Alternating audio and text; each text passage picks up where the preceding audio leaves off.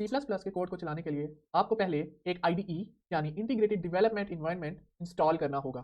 ये IDE का लफ्ज़ आपको काफ़ी पेचीदा लग रहा होगा, लेकिन इससे मुराद एक ऐसा सॉफ्टवेयर है जो आपको प्रोग्रामिंग करने में मदद करे। C++ के लिए ढेर सारे IDE मौजूद हैं, लेकिन हम विजुअल स्टूडियो कोड को इस्तेमाल करेंगे। विजुअल स्टूडियो कोड बहुत ही छोटा साइज़ का, तेज़ और स्टाइलिश IDE है, जो ना सिर्फ C++ को बल्कि और भी बहुत सारी लैंग्वेजेस को लिखने और चलाने के लिए इस्तेमाल किया जाता है। इसको इंस्टॉल करने के लिए आप गूगल पर जाएं और VS कोड लिखकर सर्च करें। फिर पहले लिंक को क्लिक करें और VS कोड को डाउनलोड कर लें। आप विजुअल स्टूडियो कम्युनिटी को भी इस्तेमाल कर सकते हैं, लेकिन मैं इस सीरीज में विजुअल स्टूडियो कोड को इस्तेमाल करूंगा। जब VS कोड का सेटअप डाउनलोड हो जाए तो उसे क्लिक करें, लाइसेंस को एग्री करें और नीचे दिए गए सारे डब्बों पर चेक करें, उन्हें क्लिक करें, फिर नेक्स्ट करें और इसको इंस्टॉल कर लें। सबसे पहला स्टेप C++ के कंपाइलर को इंस्टॉल करना है, लेकिन यहाँ ये सवाल बनता है कि आखिर कंपाइलर है क्या और हमें कंपाइलर क्यों चाहिए। हर प्रोग्रामिंग लैंग्वेज का कंपाइलर होता है और कंपाइलर एक ऐसा टूल होता है जो आपके कोड को देखता है और फिर उसे एप्लीकेशन या सॉफ्टवेयर का रूप दे देता है। C++ कंपाइलर हमारे C++ कोड को मशीन लैंग्वेज में तब्दील करता है। मशीन लैंग्वेज एक ऐसी लैंग्वेज है जो सिर्फ कंप्यूटर ही समझता है और इंसान उसे पढ़ नहीं सकता। फिर आप इसको किसी भी सॉफ्टवेयर या एप्लीकेशन की तरह चला सकते हैं। हम MinGW का C++ कंपाइलर यूज करेंगे, तो हम गूगल पर MinGW को सर्च करेंगे और फिर पहले लिंक पर जाएंगे। उसके बाद हम डाउनलोड्स पर जाएंगे, हम इसको नीचे करेंगे और आपका MinGW सेटअप यहाँ है। फिर आप इसको ओपन करेंगे, तो अब आप MinGW को इंस्टॉल करेंगे। अच्छा, तो ये MinGW का इंस्टॉलेशन है। आप ये जो डायरेक्टरी है, ये जो लोकेशन है, इस लोकेशन को आप ध्यान में रखें क्योंकि हमने इसको आगे इस्तेमाल करना है और फिर इसको कंटिन्यू करना है।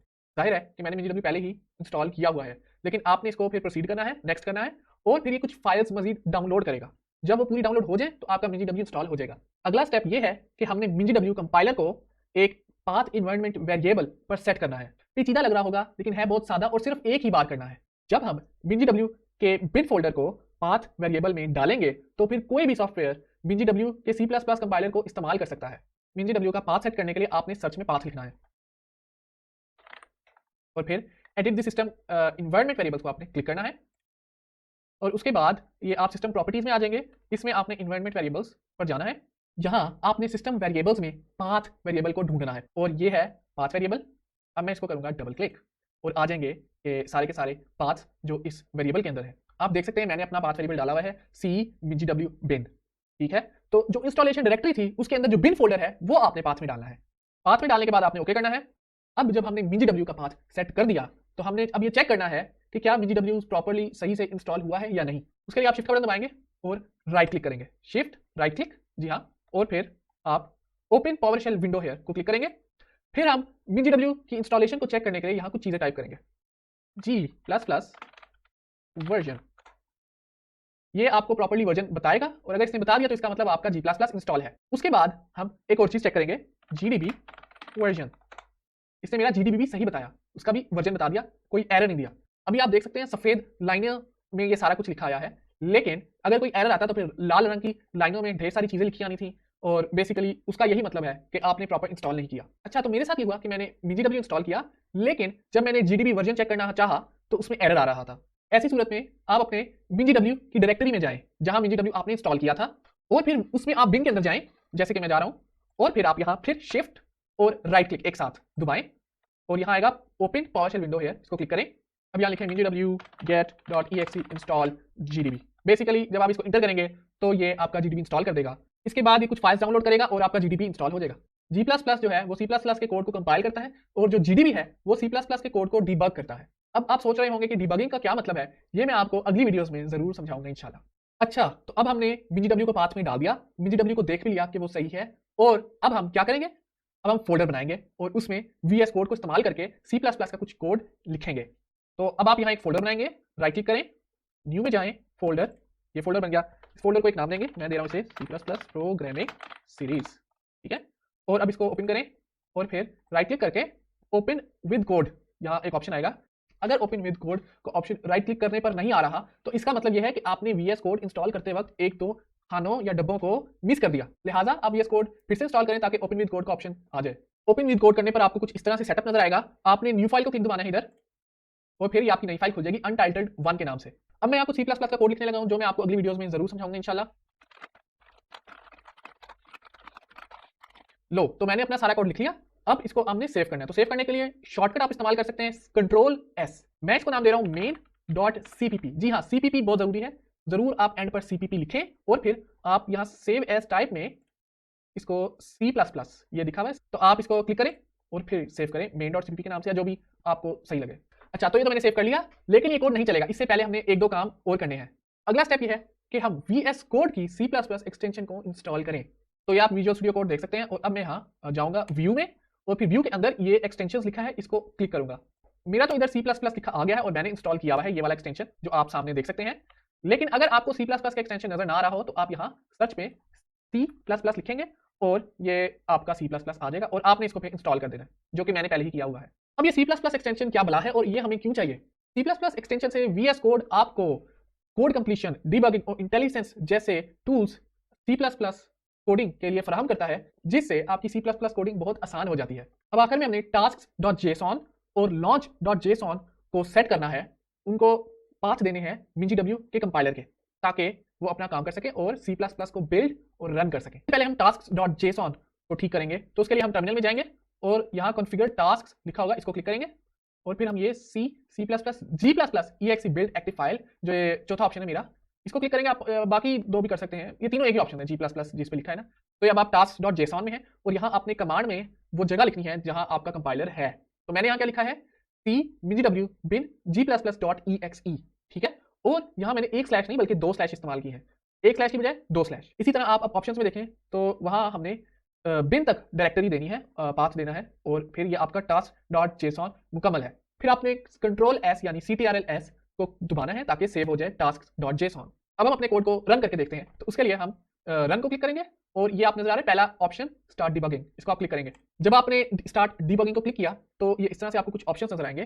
तो मैं इसमें से GDB LLDB C++ GDB LLDB को क्लिक करूंगा और फिर यहाँ ये फिर से ऑप्शन आ जाएंगे और आपने G++ exe build and debug active file को क्लिक करना है। अच्छा जी, तो मेरा अब एरर आ गया है और एरर ये है कि मेरा मी debugger path जो है वो इनवैलिड है।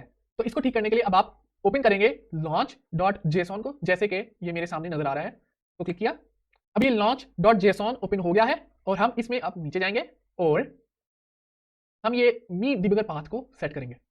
तो ये मैंने अपना मी debugger path सेट कर दिया, जैसे कि आप देख सकते हैं। और इसके अलावा बस आपने सिर्फ इसी को सेट करना है और फिर सेव कर देना है। अब आपने फिर ट्राई करके देखना है कि आपका कोड चल रहा है नहीं, तो उसके लिए आप F5 को दबाएंगे। ये टास्क एग्जीक्यूट कर रहा है नीचे और ये इसने टास्क कर दिया। अब आप जाएंगे डीबग कंसोल में, तो अब आप देख सकते हैं कि मेरा कोड चल रहा है। हेलो वर्ल्ड आउटपुट देना था इस प्रोग्राम ने जो मैंने बनाया है और इसने हेलो वर्ल्ड डीबग कंसोल में दे दिया। ये जो मैंने कोड लिखा है ये डिस्क्रिप्शन में है, तो वहां से कॉपी करके आप ट्राई कर सकते हैं। तो ये तो था डिबगिंग वाला तरीका। अब दूसरा एक और तरीका है जो कि ज्यादा अच्छा है, मुझे पसंद है वो, तो आप वो भी देख लें। आपने रन में जाना है और यहाँ run without debugging CTRL F5 यानी कंट्रोल F5 से ये इसका शॉर्टकट है, ये आपने क्लिक करना है। इसको करने के बाद अब आपने यहाँ लिखना है ./main.exe और जैसे ही आप लिखेंगे ./main.exe तो आपका हेलो वर्ल्ड लिखा आ जाएगा। अब ये main.exe ही आपकी एप्लीकेशन है, इसको आप कैसे खोलेंगे? इसके लिए आप व्यू में जाएंगे, एक्सप्लोरर को क्लिक करेंगे और फिर आप देख सकते हैं ये है main.exe। इसको अब आप राइट क्लिक करेंगे और फिर ये लिखा आ रहा है रिवील इन फाइल एक्सप्लोरर, इसको आप क्लिक करेंगे और ये आपका प्रोग्राम आपके सामने main.exe। इसको हम डबल क्लिक करके देखते हैं कि ये वाकई चलता है नहीं, और ये चलते ही सार बंद हो गया। तो ये क्या मसला है? इस मसले को ठीक करने के लिए मैं एक और लाइन ऐड कर रहा हूं जो कि है सिस्टम फास, ठीक है। अब इसको आप फिर से करें CTRL F5 शॉर्टकट याद रखें, इससे हम बना लेते हैं प्रोग्राम बगैर डीबगिंग किए। अच्छा, तो मैंने अब सिस्टम पॉज डाला था और उसके बाद इसको बिल्ड किया था, रन किया था। अब हम इसको चलाकर देखते हैं और जैसे कि आप देख सकते हैं हेलो वर्ल्ड लिखा आ रहा है और फिर लिखा आ रहा है प्रेस एनी की टू कंटिन्यू, जिससे आपका प्रोग्राम जाहिर बंद हो जाएगा। कोड को रन करने से पहले हमें उसे बिल्ड यानी कोड से प्रोग्राम को बनाना होता है। बिल्ड करने का तरीका मैंने पिछली वीडियो में बताया है।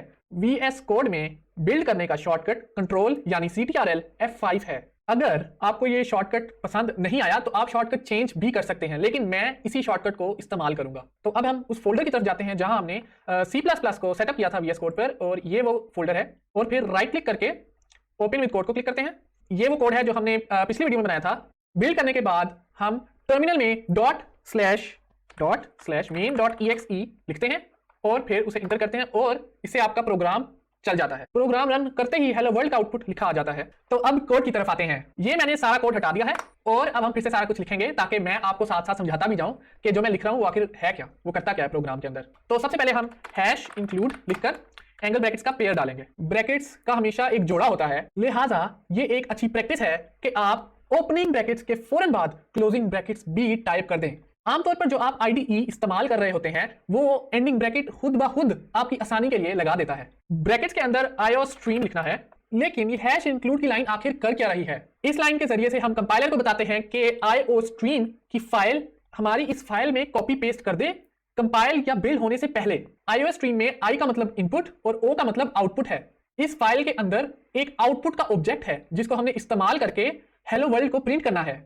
उसके बाद आता है यूजिंग नेम स्पेस std और यहाँ std का मतलब स्टैंडर्ड है। C++ में जो भी हम लिखते हैं टाइप करते हैं उनमें से बहुत सारा कोड स्टेटमेंट्स की शक्ल में होता है और C++ की हर स्टेटमेंट के आखिर में सेमीकोलन लाजमी आता है। जाहिर है कि सारा कोड स्टेटमेंट्स की शक्ल में नहीं होता, जैसे कि हैश इंक्लूड की ये जो लाइन है ये एक स्टेटमेंट नहीं है। हर स्टेटमेंट के आखिर में सेमीकोलन बिल्कुल वैसे ही है जैसे कि हर जुमला या सेंटेंस के आखिर में फुल स्टॉप। लिहाजा हर स्टेटमेंट के आखिर में सेमीकोलन को लिखने की आदत बना लें। शुरू में आप बहुत सारी सेमीकोलन्स को मिस करेंगे और इस तरह की आप मिस्टेक्स बहुत सारी करेंगे, लेकिन फिर आप यूज्ड टू हो जाएंगे और आपकी आदत बन जाएगी हर स्टेटमेंट के एंड पर सेमीकोलन लगाने की। और फिर हम अगली लाइन में लिखते हैं इंट, जो कि एक प्रिमिटिव टाइप है और वो हम अगली वीडियो में डिटेल में समझेंगे। इंट के बाद हम फंक्शन का नाम लिखेंगे और वो है मेन। फंक्शन को हम सब रूटीन भी कह सकते हैं। हर फंक्शन के नाम के बाद राउंड ब्रैकेट्स का पेयर लाजमी आता है।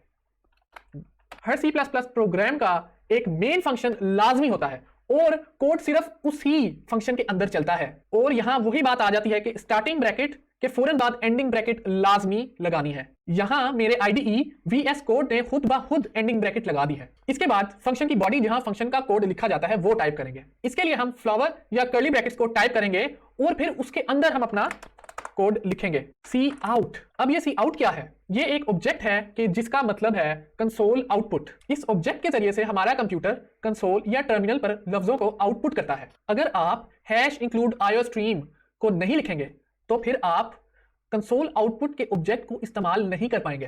कंसोल आउटपुट के बाद हम एंगल ब्रैकेट्स लगाएंगे। पहले इसका काम और था, लेकिन इस केस में ये एक ऑपरेटर के तौर पर काम कर रही है। इस ऑपरेटर को इंसर्शन ऑपरेटर कहते हैं, जिसके जरिए से हम किसी ऑब्जेक्ट में चीजें डालते हैं, चीजों को इंसर्ट करते हैं। हम फिर इसमें हेलो वर्ल्ड डालेंगे। हेलो वर्ल्ड को डबल कोट्स के अंदर लिखना है और फिर वही बात कि आप जब पहला डबल कोट लगाएंगे तो फिर एक और आखिरी डबल कोट भी लगाना है, क्योंकि डबल कोट्स भी पेयर में होते हैं और फिर उनके दरमियान आपने लिखना है हेलो वर्ल्ड। एंड पर फिर से इंसर्शन ऑपरेटर लगाकर एंडल टाइप करेंगे। एंडल का मतलब है एंड लाइन। एंड लाइन से फिर क्या होता है कि जो हम अगला आउटपुट करेंगे, अगला जो कंसोल आउटपुट होगा वो फिर अगली लाइन पर आएगा। उसके बाद हम सिस्टम को पॉज कर देंगे, तो वो हम सिस्टम ब्रैकेट्स राउंड ब्रैकेट्स और फिर कोट्स के अंदर हम लिखेंगे पॉज और फिर एंड पे सेमीकोलन। आखिर में हम करेंगे रिटर्न 0 सेमीकोलन और फिर सेव। इसमें 0 एक कोड है जो हम ऑपरेटिंग सिस्टम को दे रहे हैं। 0 कोड का मतलब यह है कि हमारा प्रोग्राम सही चल गया और उसमें कोई मसला नहीं आया। 1, 2 या 0 के अलावा कोई भी नंबर हो तो उसका मतलब है कि हमारे प्रोग्राम में कोई ना कोई एरर आया है। अब इसको बिल्ड करके देखते हैं। CTRL यानी कंट्रोल F5 दबाएं, जैसे मैंने दबाया भी, और इससे फिर ये बिल्ड होने लग गया। बिल्ड होने के बाद आपने इसको रन करना है जैसे हमने पहले किया था रन। ./main.exe इंटर करेंगे और आपका हेलो वर्ल्ड लिखा आ जाएगा। अच्छा, तो अब हम इसको 3 बार भी इस्तेमाल कर सकते हैं, जैसे कि मैं यहाँ कर रहा हूँ। ये इसको कॉपी किया कंट्रोल C से और फिर हमने इंटर किया और यहाँ पेस्ट कर दिया फिर से। लेकिन इस बार हम अंदर कुछ डिफरेंट लिखते हैं, जैसे कि हेलो यूनिवर्स, ठीक है। और फिर हमने इसको सेव किया। सेव करने के बाद हमने कंट्रोल F5 दबाया, जिससे फिर ये बिल्ड होगा। अच्छा, ये तो बिल्ड हो गया। अब हम करते हैं ./main.exe और आपका हेलो वर्ल्ड हेलो यूनिवर्स आ गया। हम इनको एक ही लाइन में भी लिख सकते हैं, जैसे कि मैं आपको दिखाऊंगा। ये हमने काउट को हटाया और फिर इनको सेम लाइन में लिख दिया। बीच में एंडल भी डाल देते हैं ताकि अगली लाइन पर आए। देख सकते हैं हेलो वर्ल्ड और हेलो यूनिवर्स अब एक ही लाइन पर है, तो वही रिजल्ट आया है जो पहले आया था। इस तरह से आप मजीद चीजें भी डाल सकते हैं, जैसे कि ये मैं अब यहाँ से इसको इंटर कर रहा हूँ, ठीक है। और फिर हम यहाँ डाल देते हैं, अब एंडल के बगैर डालते हैं स्पेस और हम लिखते हैं हेलो कैपिटल में, ठीक है। और फिर हम इसको सेव करते हैं।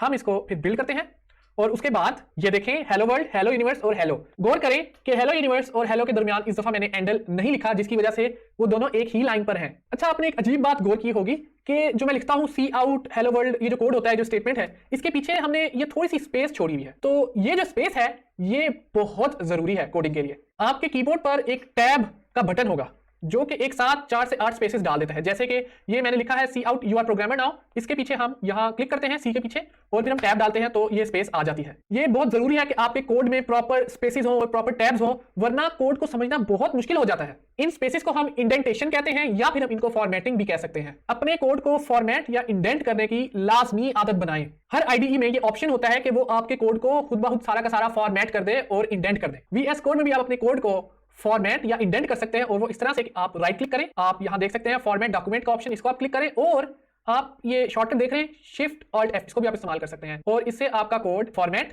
या इंडेंट हो जाएगा। वीएस कोड में किसी भी शॉर्टकट को बदलने के लिए आप फाइल में जाएंगे और उसके बाद ये प्रेफरेंसेस है, इसमें जाकर आप ये कीबोर्ड शॉर्टकट्स को क्लिक करेंगे और फिर ये आगे सारे के सारे शॉर्टकट्स। वेरिएबल प्रोग्रामिंग का बेसिक यूनिट है। वेरिएबल से मुराद एक मेमोरी का डब्बा है कि जिसके अंदर आप कोई भी वैल्यू या किसी किस्म के डेटा को डाल सकते हैं और फिर उस वैल्यू या डेटा को चलते प्रोग्राम के दौरान कभी भी बदल सकते हैं। अब हम एक वेरिएबल बनाएंगे इंट यानी इंटीजर, बेसिकली एक नंबर।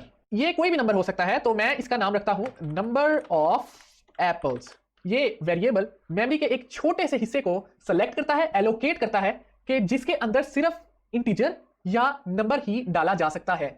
इस वेरिएबल में हम 6 की वैल्यू को डाल देते हैं। वेरिएबल्स के नाम के शुरू में नंबर्स नहीं लिख सकते, लेकिन नंबर्स वेरिएबल के नाम के दरमियान में या आखिर में लिख सकते हैं। वेरिएबल के नाम में ऑपरेटर्स या सिंबल्स को इस्तेमाल नहीं किया जा सकता। वेरिएबल्स के नाम में स्पेस नहीं हो सकती, स्पेस की जगह हम अंडरस्कोर के कैरेक्टर को इस्तेमाल कर सकते हैं। आपके कीबोर्ड पर माइनस का बटन होगा, अगर आप माइनस को शिफ्ट के साथ दबाएंगे तो अंडरस्कोर का कैरेक्टर आ जाएगा। इस अंडरस्कोर के तरीके के जरिए से हम 3-4 लफ्जों पर मुश्तमिल एक वेरिएबल के नाम को आराम से पढ़ सकते हैं। लेकिन इससे भी अच्छा एक और तरीका है जो मैं इस्तेमाल करता हूं, उसको हम कहते हैं कैमल केसिंग। उसमें यह होता है कि हम हर अगले आने वाले लफ्ज के पहले कैरेक्टर को कैपिटल कर देते हैं, जैसे कि ऑफ और एप्पल्स में ए। इस तरीके को हम कहते हैं कैमल केसिंग। खैर, आप कोई भी स्टाइल इस्तेमाल कर सकते हैं, ये आपकी अपनी प्रेफरेंस है, आपकी अपनी मर्जी है, जो आपको अच्छा लगता है आप उस स्टाइल को इस्तेमाल करें। बस कोशिश ये होनी चाहिए कि आप एक ही स्टाइल को हर वेरिएबल के लिए इस्तेमाल करें, वरना बाद में बहुत कंफ्यूजन हो जाती है और एरर्स आने का बहुत खदशा होता है।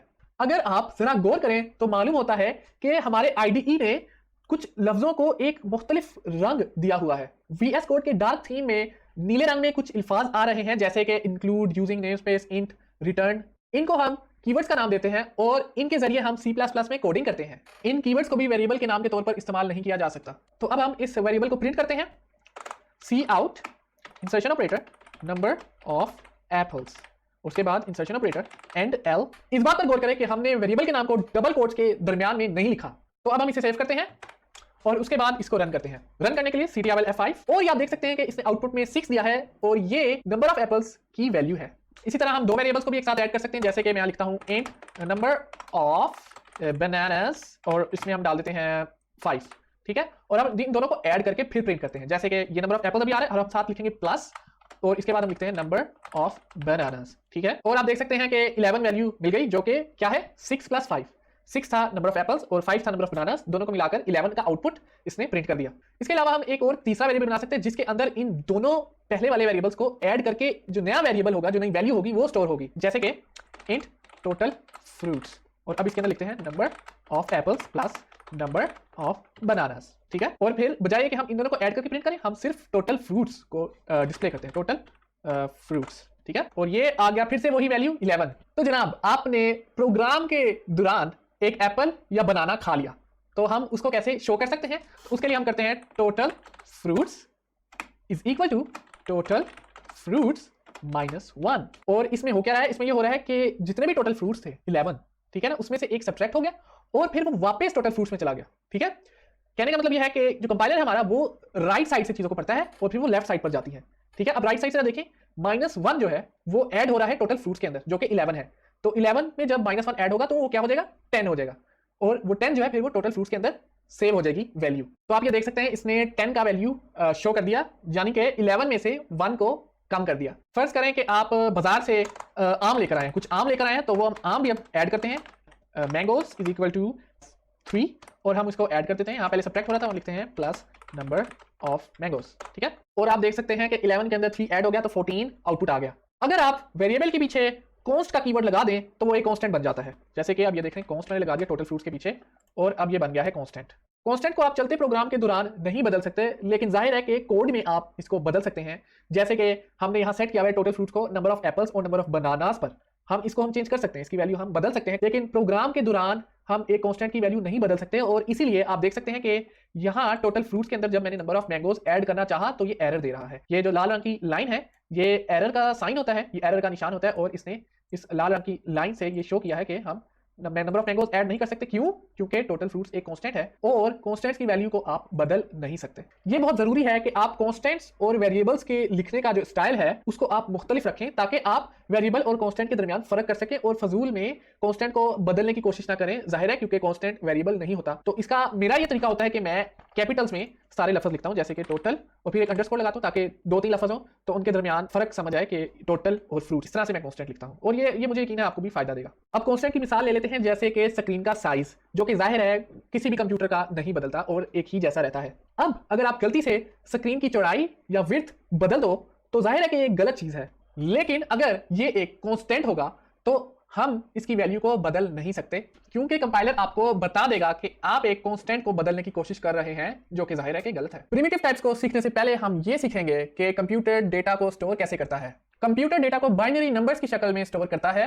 हम जिस सिस्टम को समझते हैं उसे हम डेसिमल सिस्टम कहते हैं, जिसमें हम आमतौर पर गिनती वगैरह करते हैं और इसमें हर पिछला आने वाला नंबर 10 से मल्टीप्लाई होता है। मिसाल के तौर पर 321 एक नंबर है जिसमें ये जो एक है इसको हम इस तरह से भी लिख सकते हैं और ये जो पिछला आने वाला नंबर है इसको हम 10 से मल्टीप्लाई करते हैं तो क्या हो जाता है 2 मल्टीप्लाई बाय 10, ठीक है। और ये तीसरा नंबर है इसको हम फिर क्या करते हैं मजीद 10 से मल्टीप्लाई करते हैं तो वो 10 से मल्टीप्लाई होकर 100 बन जाता है। तो 3 को 100 से मल्टीप्लाई किया जाए, ठीक है। तो ये तीनों मिलकर भी 321 यानी कि 321 ही बनते हैं। डेसिमल सिस्टम के बरअक्स जो बाइनरी सिस्टम है उसमें सिर्फ 2 नंबर्स होते हैं 0 और 1 और इसमें हर पिछला आने वाला नंबर 2 से मल्टीप्लाई होता है। मिसाल के तौर पर 1101, ठीक है। इसमें ये जो पहला 1 है ये क्या होगा वही जो डेसिमल में होता 1 मल्टीप्लाई बाय 1, ठीक है।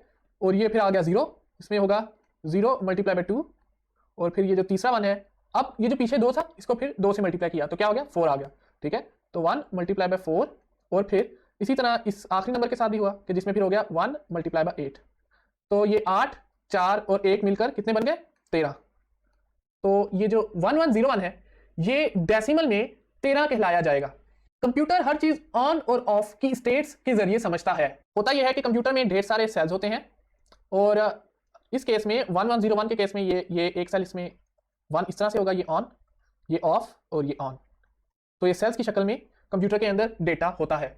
हर सेल की स्टेट को हम बिट कहते हैं और आप देख सकते हैं इसमें 4 बिट्स हैं।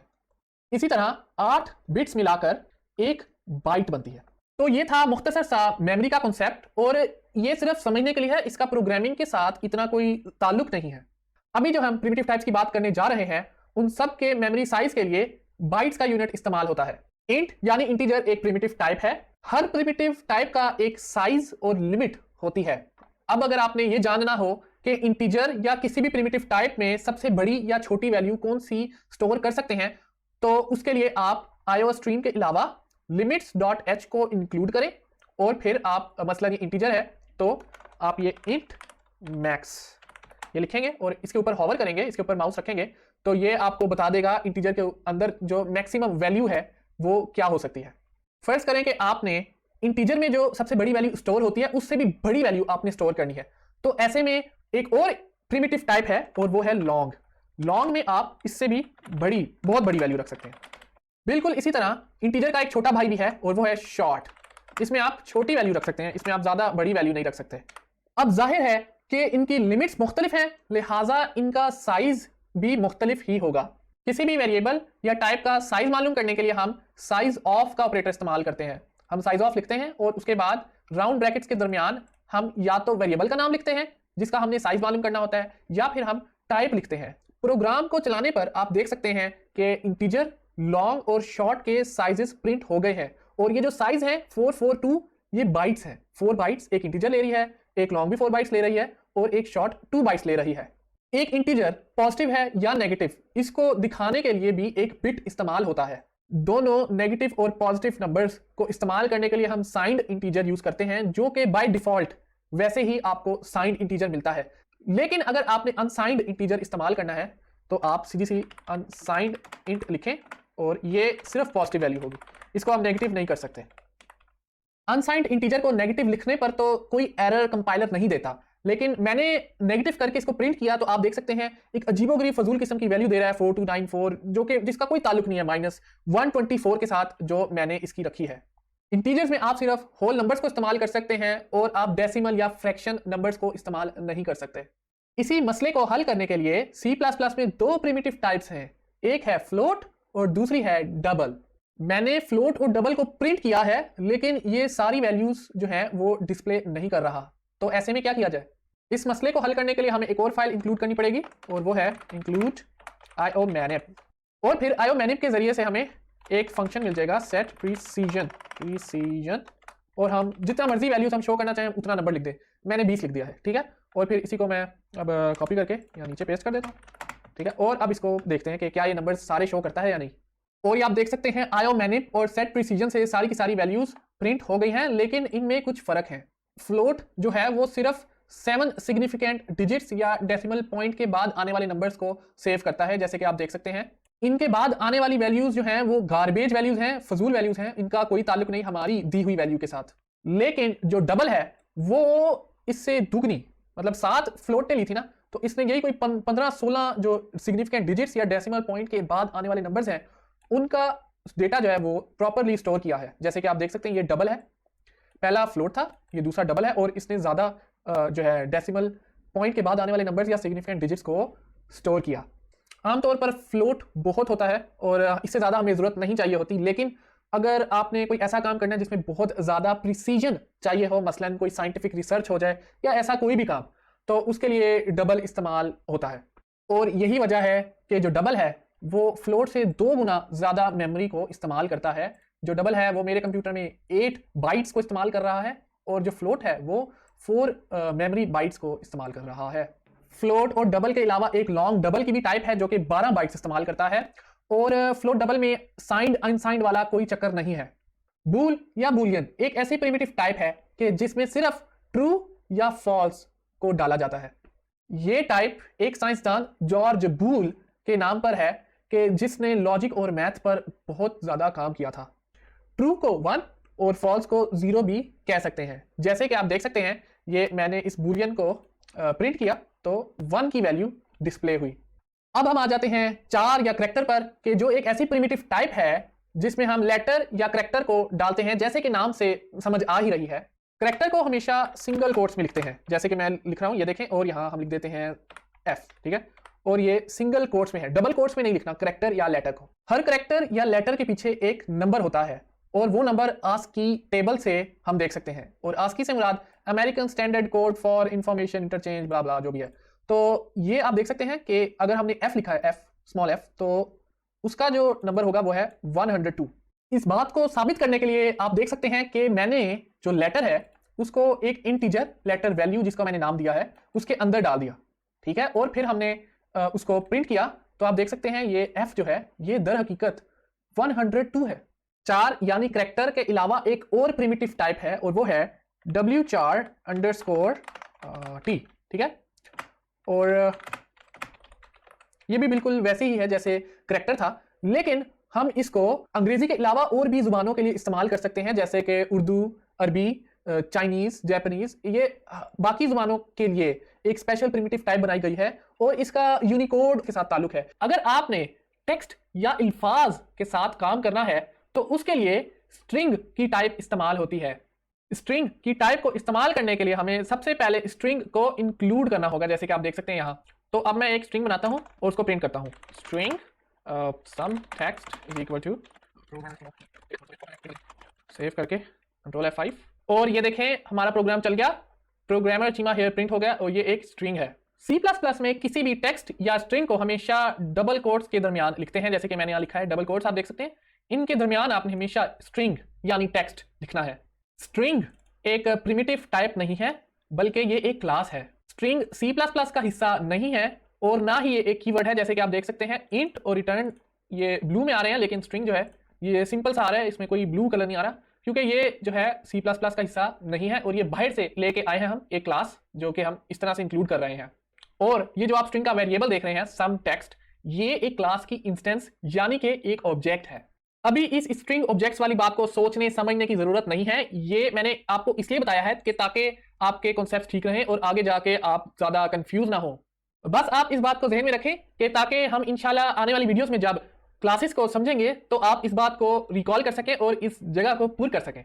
अब हम एक और स्ट्रिंग ऑब्जेक्ट बनाकर प्रिंट करते हैं और ये आप देख सकते हैं ये दोनों स्ट्रिंग्स को हमने प्रिंट कर दिया है अलग अलग लाइंस पर। लेकिन अगर हमने सेम लाइन पे प्रिंट करना हो तो उसके लिए हम ये इस तरह से लिख सकते हैं ये, और फिर ये सेम लाइन पर आएंगे और आप देख सकते हैं ये सेम लाइन पर आ गए हैं प्रोग्राम चीमा हेयर और बगैर स्पेस के अस्सलाम वालेकुम। ठीक है, हम इन दोनों स्ट्रिंग वेरिएबल्स को जमा करके एक नए स्ट्रिंग वेरिएबल में भी स्टोर कर सकते हैं। तो ये मैं कर रहा हूँ स्ट्रिंग, बजाय कि हम इस तरह से करें हम यहाँ लिख देते हैं टोटल टेक्स्ट। ठीक है, हम ये प्रिंट कर देते हैं। बल्कि एक और आइडिया है कि हम यहाँ स्पेस भी ऐड कर देते हैं। ये स्पेस ऐड हो गई ताकि एक साथ ना जुड़े हो ना, थोड़ा अच्छा लगे, तो हम इसको अब प्रिंट कर देते हैं। और आप ये देख सकते हैं प्रोग्रामर चीमा हेयर और ये स्पेस आ गया और अस्सलाम वालेकुम, और ये सिर्फ टोटल टेक्स्ट को हमने प्रिंट किया और ये सारी चीज़ें एक साथ जमा हो गई। बाकी टाइप्स के केस में इसको एडिशन का नाम दिया जाता है, लेकिन जब हम स्ट्रिंग में एडिशन करते हैं तो वो असल में एडिशन नहीं बल्कि उसको एक और नाम दिया जाता है कॉनकैटिनेशन। तो ये जो प्रोसेस है एडिशन का स्ट्रिंग्स के अंदर, इसको हम कहते हैं कॉनकैटिनेशन, और यहाँ हम स्ट्रिंग्स को कॉनकैटिनेट कर रहे हैं एक दूसरे के साथ। अब ये बात तो जाहिर है कि स्ट्रिंग को सब्ट्रैक्ट, मल्टीप्लाई या डिवाइड नहीं किया जा सकता। एडिशन में 1 और 1 मिलकर 2 बनते हैं, लेकिन कॉनकैटिनेशन में 1 और 1 मिलकर 11 बन जाते हैं। अब हम इसके अंदर मजीद स्ट्रिंग्स भी कॉनकैटिनेट कर सकते हैं। मसलन मैं ये दिखा रहा हूं आपको। अब ये आप देख सकते हैं ये इसमें हो ही रहा है कि टोटल टेक्स्ट के अंदर हम इसको डाल रहे हैं और ये देखें ये हो गए कॉनकैटिनेशन। तो ये कॉनकैटिनेट हो गया सारे स्ट्रिंग के हिस्से और आपको ये शो हो गया एक लंबा सा स्ट्रिंग। इनपुट से मुराद वो डेटा जो आप कीबोर्ड, माउस या किसी भी इनपुट डिवाइस के जरिए कंप्यूटर को देते हैं। अब मैं लिखता हूं स्ट्रिंग नेम और यूजर से उसका नाम मांगता हूं। मैंने एंडल की बजाय फ्लश को इस्तेमाल किया है ताकि इंटर योर नेम के साथ ही यूजर इनपुट भी एक ही लाइन पर हो जाए, लेकिन फ्लश जरूरी नहीं है। आमतौर पर फ्लश के बगैर भी प्रोग्राम सही चल जाता है। उसके बाद लिखता हूं मैं सी इन एक्सट्रैक्शन ऑपरेटर और फिर नेम। ठीक है, उसके बाद जो हमने इनपुट किया है उसको प्रिंट करके दिखाना भी है कि हमारा इनपुट चल भी रहा है या नहीं। तो उसके लिए हम करेंगे सी आउट यू इंटर। तो प्रोग्राम चलाने पर आप देख सकते हैं कि अब ये मेरा नाम पूछ रहा है और ये रुक गया है, ये इंतजार कर रहा है यूजर इनपुट का। तो अब मैं यहाँ अपना नाम लिखकर इंटर करता हूँ, फिलहाल इंटर। तो आप देख सकते हैं कि जो मैंने इनपुट डाला था वो स्ट्रिंग ऑब्जेक्ट नेम की वैल्यू बन गई और फिर वही बाद में प्रिंट हो गई। जैसे सी आउट कंसोल आउटपुट है उसी तरह सी इन कंसोल इनपुट है। सी आउट के आगे जो ब्रैकेट्स हैं वो बाएं तरफ हैं और इसको हम इंसर्शन ऑपरेटर कहते हैं। इंसर्शन ऑपरेटर के जरिए हम स्ट्रिंग, इंटीजर या कोई भी चीज हो वो हम सी आउट में डालते हैं और फिर सी आउट उसे कंसोल पर आउटपुट करके दिखाता है। लेकिन सी इन के साथ जो एंगल ब्रैकेट्स हैं वो दाएं तरफ हैं और इसको हम एक्सट्रैक्शन ऑपरेटर कहते हैं। जो यूजर इनपुट करता है वो सी इन में जाता है और सी इन से फिर एक्सट्रैक्शन ऑपरेटर के जरिए से डेटा वेरिएबल के अंदर स्टोर हो जाता है। स्ट्रिंग क्लास के अलावा जो प्रिमिटिव टाइप्स हैं उनका भी इनपुट कर सकते हैं। मसलन यहां मैं इंटीजर का इनपुट करता हूं।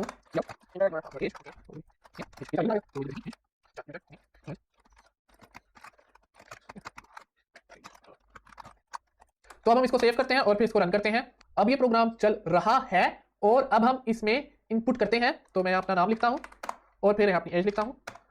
तो ये लिखा आ गया your name is Bilal and your age is 23। एक बार फिर इसको ट्राई करते हैं। मैं अपना नाम लिखता हूं और फिर यहां मैं एज की बजाय कोई भी लफ्ज लिख देता हूं। ठीक है, फिर इंटर करता हूं। तो आप ये देख सकते हैं कि प्रोग्राम ने डिस्प्ले नहीं किया और प्रोग्राम एक तरह से क्रैश हो गया। क्यों? क्योंकि हम जो है इंटीजर की बजाय एक स्ट्रिंग डाल रहे हैं जो कि गलत है। यहां यूजर इनपुट की कोई वेरिफिकेशन नहीं हो रही और इसी वजह से प्रोग्राम क्रैश हो गया है। यूजर इनपुट के वेरिफिकेशन के भी तरीके हैं, लेकिन अभी हमने इतनी C++ नहीं सीखी कि हम यूजर इनपुट के वेरिफिकेशन मेथड्स को सीखें। वक्त के साथ इंशाल्लाह ये भी सीख लेंगे।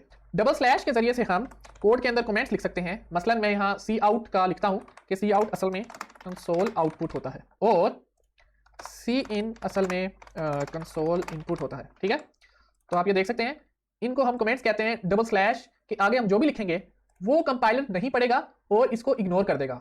कमेंट्स के जरिए से हम कोड को थोड़ा बहुत अपनी आसानी के लिए एक्सप्लेन कर सकते हैं। मसलन अगर हम 3-4 महीने बाद अपने कोड को वापस देखें और हम भूल जाएं कि इस कोड का क्या मतलब है, सी आउट का मतलब क्या है, तो ये देखें हमें कमेंट याद दिला देगा कि सी आउट से मुराद कंसोल आउटपुट है।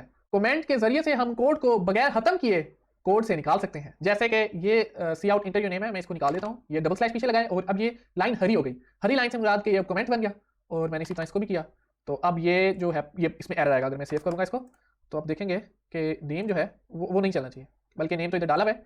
तो नेम को भी कमेंट करता हूँ, फिर सेव करता हूँ और अब ये देखें, ठीक है, क्योंकि ये कोड जो है ये कमेंट हो गया। जो कोड कमेंट हो गया वो कोड से निकल गया और फिर वापस डालने के लिए हम ये डबल स्लैश हटा सकते हैं और ये वापस आ जाएगा। और ये मैंने गलती से अपने, हाँ ठीक है, तो इससे फिर से ठीक हो जाएगा। मल्टी लाइन कमेंट्स भी इस्तेमाल कर सकते हैं, जैसे कि ये मैं लगा रहा हूँ स्लैश एंड एस्टेरिस्क। एस्टेरिस्क मेरे कीबोर्ड पर शिफ्ट के साथ 8 में दबाता हूँ तो एस्टेरिस्क आता है, शिफ्ट के साथ 8 तो मेरा एस्टेरिस्क आता है। आप भी अपने कीबोर्ड पर देखें, हो सकता है आपका मुख्तलिफ जगह पर हो। तो ये एस्टेरिस्क मल्टी लाइन है। अब इसको स्टार्ट कर दिया, इसको एंड करना है, तो ये मैंने एंड किया। अब ये देखें यहाँ तक ये सारा का सारा कोड कमेंट हो गया, हरा हो गया। और ये अब कंपाइलर इसको बिल्कुल इग्नोर कर देगा, इसको बिल्कुल भी नहीं देखेगा और ये एक तरह से कह लें कि स्किप हो गया।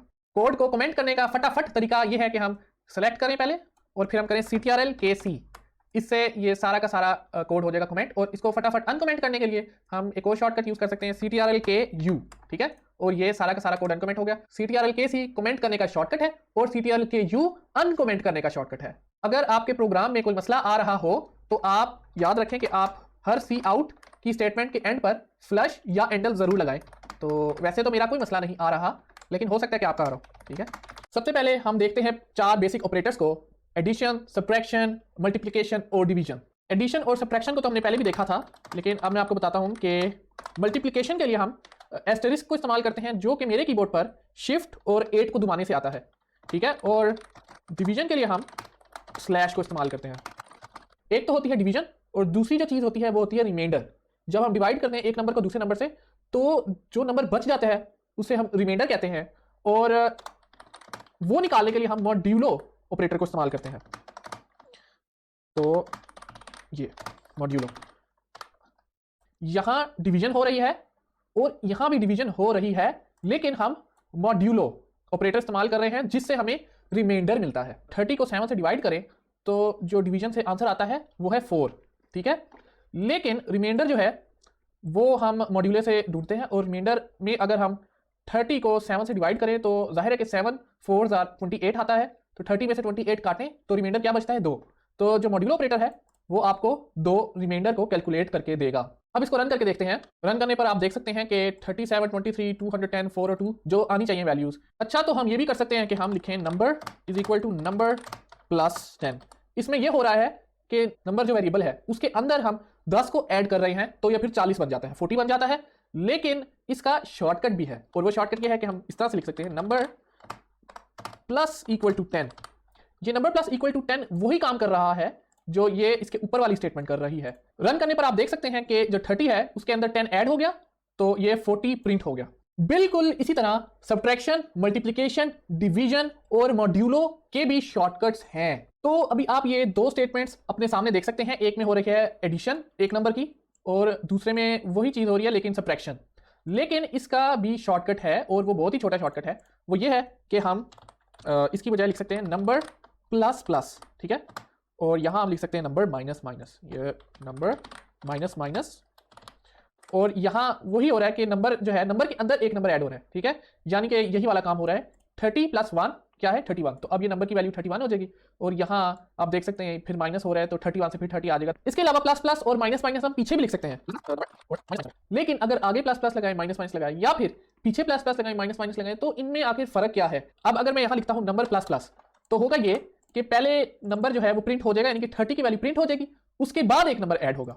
तो अभी मैं आपको दिखाता हूँ कि 2 बार हम नंबर प्रिंट कर रहे हैं, पहले वाले में 30 होगा और दूसरे वाले नंबर पे 31 आ जाएगा। तो इसको रन करके देखते हैं। तो आप देख सकते हैं कि जो नंबर एक ऐड हुआ है वो प्रिंट होने के बाद ऐड हुआ है। प्रिंट होने के बाद जब ऐड हुआ तो अगले नंबर में 31 वैल्यू प्रिंट हो गई। लेकिन अगर हम प्लस प्लस पीछे लगाएं तो क्या होगा, तो प्लस प्लस पीछे लगाने पर प्रिंट होने से पहले एक नंबर ऐड हो जाएगा और फिर प्रिंट होगा, कि जिससे ये होगा कि दोनों जो वैल्यूज हैं, दोनों जो प्रिंट हो रहे हैं वो 31 ही होंगे। तो इसको रन करके देखते हैं। तो ये आप देख सकते हैं कि सेम वैल्यूज हैं, लेकिन अगर प्लस प्लस आगे होता तो फिर 30 प्रिंट होता और फिर 31 प्रिंट होता। अब हम आ जाते हैं प्रेसिडेंस पर कि प्रेसिडेंस क्या चीज होती है और डीमास रूल क्या होता है। प्रेसिडेंस से मुराद ये है कि पहले डिवीजन होगी, उसके बाद मल्टीप्लिकेशन होगी, फिर एडिशन होगी और आखिर में जाके सब्ट्रैक्शन होगी, यानी कि डीमास। फिर इसको सेव करके इसे रन करते हैं तो ये 12 प्रिंट हो रहा है। अब हम देखते हैं कि 12 कैसे आ रहा है। डीमास को इस्तेमाल करते हुए डिवीजन पहले हो रही है। 5 को 2 से डिवाइड करें तो आता है 2, 2 में 10 ऐड करें तो आता है 12। हम प्रेसिडेंस को राउंड ब्रैकेट्स के जरिए बदल भी सकते हैं। मसलन हम ये चाहते हैं कि पहले एडिशन हो और फिर डिवीजन हो, तो हम यहाँ राउंड ब्रैकेट्स लगा देते हैं। अब सबसे पहले एडिशन होगी और उसके बाद जाके डिवीजन होगी। अब आंसर पहले से मुख्तलिफ आ रहा है और उसकी वजह यह है कि सबसे पहले एडिशन हो रही है, उसके बाद डिवीजन हो रही है। तो 10 + 5 15 है, 15 को 2 से डिवाइड करें तो क्या आता है 7। सिंपल। आपने ये गौर किया होगा कि जब हम इंटीजर्स को इस्तेमाल करते हैं तो डॉट डॉट 5 डॉट 6 नहीं आता। मसलन अगर हम डिवाइड करें 3 को 2 से तो 1.5 आंसर नहीं आएगा, आंसर आएगा 1। और इसको ठीक करने के लिए हम जाहिर है फ्लोट को इस्तेमाल कर सकते हैं। तो यहाँ तो अभी एडिशन हो रही है, अगर हम यहाँ सारे के सारे फ्लोट्स को इस्तेमाल किया या डबल को इस्तेमाल कर सकते हैं तो फिर ये जो है 7 पॉइंट कुछ आंसर देगा। तो इसको देखते हैं। तो ये देखें इसने जो आंसर दिया है वो अब 7.5 है। ये जरूरी नहीं है कि आप सारे के सारों को मतलब 0.0f लगाएं। फर्ज करें कि आप जो है वेरिएबल्स को यूज कर रहे हैं तो अब हम इनको फ्लोट में कैसे कन्वर्ट करें, ये तो वेरिएबल्स हैं। इसके लिए हम जो है राउंड ब्रैकेट्स इनके पीछे लगाकर जिस टाइप में कन्वर्ट करना है उस टाइप का नाम लिख देंगे। मसलन यहाँ मैंने फ्लोट में कन्वर्ट करना है और इसको हम कहते हैं टाइप कास्टिंग। वेरिएबल के नाम से पीछे कोई टाइप लिख देना राउंड ब्रैकेट्स के अंदर, इसको हम कहते हैं कास्टिंग। हम इंटीजर को फ्लोट में कन्वर्ट कर रहे हैं। इसको अब रन करके देखते हैं तो आप देख सकते हैं वही आंसर आ रहा है 7.5 जो होना चाहिए। इफ स्टेटमेंट क्या है और इसको किस तरह इस्तेमाल करते हैं, इसको समझने के लिए हम एक ऐसा प्रोग्राम बनाएंगे कि जिसमें हम यूजर से पासवर्ड पूछेंगे और फिर हम ये देखेंगे कि पासवर्ड सही है या गलत। तो इसके लिए हम एक स्ट्रिंग ऑब्जेक्ट बनाते हैं और फिर जाहिर है कि हमने पासवर्ड लेना है यूजर से, तो उसके लिए हम cin को यूज करेंगे, कंसोल इनपुट, और हम जो पासवर्ड है वो इनपुट के अंदर स्टोर कर देंगे। इसको थोड़ा बेहतर बनाने के लिए एक काउट स्टेटमेंट भी ऊपर लिख देते हैं। अब हमने इस स्ट्रिंग ऑब्जेक्ट को अपने पासवर्ड के साथ कंपेयर करना है और इसके लिए हम एक इफ स्टेटमेंट को बनाएंगे। तो पहले हम इफ कीवर्ड लिखेंगे, इसके बाद राउंड ब्रैकेट्स या पैरेंथेसिस आएंगी और आखिर में फ्लावर ब्रैकेट्स का एक पेयर आएगा। ये इफ स्टेटमेंट का पैटर्न है। राउंड ब्रैकेट्स के दरमियान कंडीशन आती है और फ्लावर ब्रैकेट्स के दरमियान वो कोड आता है जो सिर्फ तब चलता है जब कंडीशन सही हो। कंडीशन के फॉल्स होने पर ये जो कोड है ये स्किप हो जाता है और कंपाइलर इसको नहीं चलाता। तो अब हम राउंड ब्रैकेट्स के अंदर एक कंडीशन लिखते हैं, इनपुट इक्वालिटी ऑपरेटर और पासवर्ड। इस कंडीशन में कंपेयर किया जा रहा है इनपुट को पासवर्ड 1 2 3 के साथ। कंपेयर कैसे हो रहा है, हमने इनपुट और पासवर्ड 1 2 3 के दरमियान इक्वालिटी ऑपरेटर को इस्तेमाल किया है। इक्वालिटी ऑपरेटर से मुराद 2 बार इज इक्वल टू का साइन है, एक बार इज इक्वल टू नहीं है, हमेशा 2 बार होता है इक्वालिटी ऑपरेटर के लिए। ये एक बहुत आम मसला है जो शुरू में हर बंदे में आता है कि मतलब वो ये गलती कर जाते हैं और इस स्टेटमेंट में एक इज इक्वल टू को इस्तेमाल करते हैं लेकिन 2 इस्तेमाल करने होते हैं इक्वालिटी ऑपरेटर के लिए। तो यहाँ जो इक्वालिटी ऑपरेटर है वो ये पूछ रहा है कि इनपुट की जो वैल्यू है वो क्या वही है जो पासवर्ड 1 2 3 है। अगर है तो ये कंडीशन ट्रू होगी वरना ये कंडीशन फॉल्स होगी। अगर पासवर्ड सही होगा तो इन फ्लावर ब्रैकेट्स के दरमियान जो कोड है वो चलेगा। यहां मैंने एक सी आउट की स्टेटमेंट लिख दी है जो कि सिर्फ तब चलेगी जब पासवर्ड सही होगा। अगर पासवर्ड गलत हो तो उसके लिए भी एक इफ स्टेटमेंट होनी चाहिए और वो ये है कि हम लिख देते हैं if input is not equal to, equality operator है लेकिन नॉट इक्वल टू, ठीक है, पासवर्ड 123। इसको हम इक्वल टू ऑपरेटर भी कह सकते हैं और ये जो नीचे वाला है एक्सक्लेमेशन मार्क और फिर इज इक्वल टू का साइन, ये है नॉट इक्वल टू। यानी कि अगर पासवर्ड 1 2 3 जो वैल्यू है वो इनपुट में ना हुई, वो मुख्तलिफ हुई इनपुट से, तब जाकर रॉन्ग पासवर्ड आएगा वरना नहीं आएगा। ये जो एक्सक्लेमेशन मार्क है ये मेरे कीबोर्ड पर शिफ्ट के साथ 1 दबाने से आता है। प्रोग्रामिंग में आमतौर पर जो एक्सक्लेमेशन मार्क है वो कंडीशन को उल्टा करने के लिए इस्तेमाल होता है। नॉट इक्वल टू की बजाय हम यहाँ इक्वल टू लगा सकते थे और फिर इसके पीछे नॉट लगाकर इस सारे को राउंड ब्रैकेट्स में भी डाल सकते थे। तो ये भी वही काम करता है जो नॉट इक्वल टू कर रहा था। खैर आप इस पे इतना जोर ना दें, हम इसी को इस्तेमाल करते हैं क्योंकि ये ज्यादा आसान है।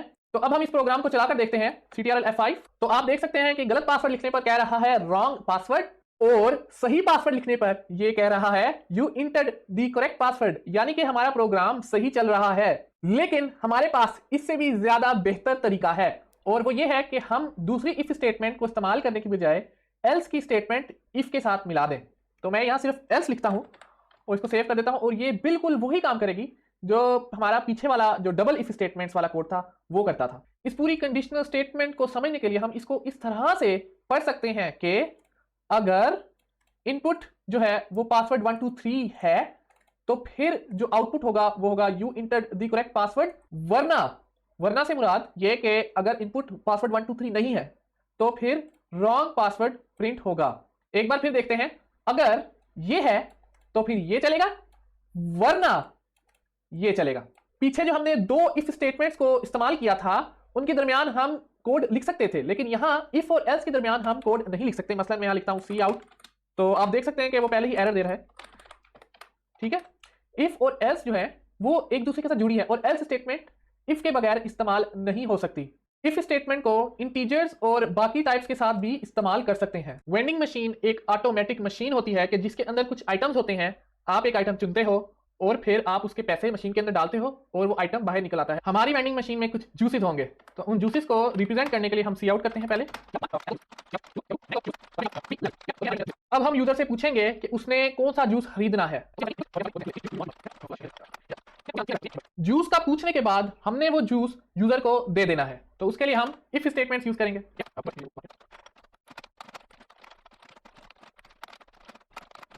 आप ये देख सकते हैं कि मैंने फ्लावर ब्रैकेट्स को इस्तेमाल नहीं किया। दरअसल बात यह है कि हमें फ्लावर ब्रैकेट्स की जरूरत नहीं होती अगर हमने एक स्टेटमेंट इस्तेमाल करनी हो, सिर्फ एक स्टेटमेंट। जी हाँ, तो आप यहां देख सकते हैं इफ स्टेटमेंट के बाद ये जो इफ है इसके बाद सिर्फ एक कोड की स्टेटमेंट आई है। तो अगर मैं यहां लिख दूं एक और, तो अब जो है मुझे इसके लिए फ्लावर ब्रैकेट इस्तेमाल करनी पड़ेगी इस तरह से। ठीक है, फिर जाके ये दोनों जो है इस कंडीशन के साथ कनेक्ट होंगी।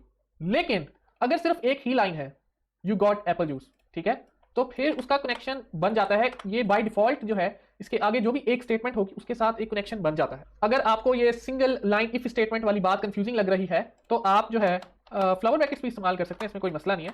लेकिन ये जो सिंगल लाइन इफ स्टेटमेंट वाला जो हिसाब है ये थोड़ा एलिगेंट लगता है, थोड़ा जो है अच्छा लगता है। तो अब इस प्रोग्राम को चलाकर देखते हैं। तो अब ये प्रोग्राम चल गया है और मैं यहाँ लिखता हूँ 2 को इंटर करने पर मुझे मैंगो जूस मिल गया। लेकिन अगर मैं 0 को इस्तेमाल करूं या फिर कोई भी एक ऐसा नंबर इस्तेमाल करूं जो 1, 2 या 3 ना हो, तो फिर क्या होगा? फिर ये होगा कि ये कोई रिस्पॉन्स नहीं देता, कोई आउटपुट नहीं है इसका। तो उसके लिए हम क्या यूज करेंगे? Else statement. अब इस प्रोग्राम को रन करके देखते हैं। तो ये प्रोग्राम चल गया है। अब हम कोई उटपटांग नंबर लिखते हैं, जैसे कि मैंने 47 लिखा और इसने बोला इनवैलिड नंबर, यानी कि प्रोग्राम सही चल रहा है। क्या वाकई? तो इस प्रोग्राम में एक छोटा सा ट्विस्ट है और वो ये है कि अगर मैं अब 1 या 2 लिखूंगा तो आप देखेंगे क्या होता है। फर्ज करें मैं लिखता हूं 1, ठीक है, मैंने 1 लिखा तो मुझे मिल रहा है एप्पल जूस और साथ ही साथ मेरा नंबर भी इनवैलिड है। तो ये क्या माजरा है जनाब? हम तो ये चाहते थे कि अगर इनमें से कोई भी ना चले तो फिर ये चले, लेकिन ऐसा है नहीं, क्योंकि ये जो इफ स्टेटमेंट्स हैं ये जो है कनेक्टेड नहीं है, ये एक दूसरे से बिल्कुल भी कनेक्टेड नहीं है। ये इफ स्टेटमेंट अपने आप एक चीज है अलग सी, ये अपने आप एक अलग सी चीज है, और ये इफ एल्स जो है ये एक ही चीज है। अब इस कनेक्शन का मतलब क्या है? इस कनेक्शन का मतलब ये है कि फर्ज करें कि मैंने अगर 1 को इंटर किया तो फिर ये चल गया, ठीक है। अब इसके चलने के बाद वो इसको भी चेक कर रहा है और फिर इसको भी चेक कर रहा है, जो कि नहीं होना चाहिए।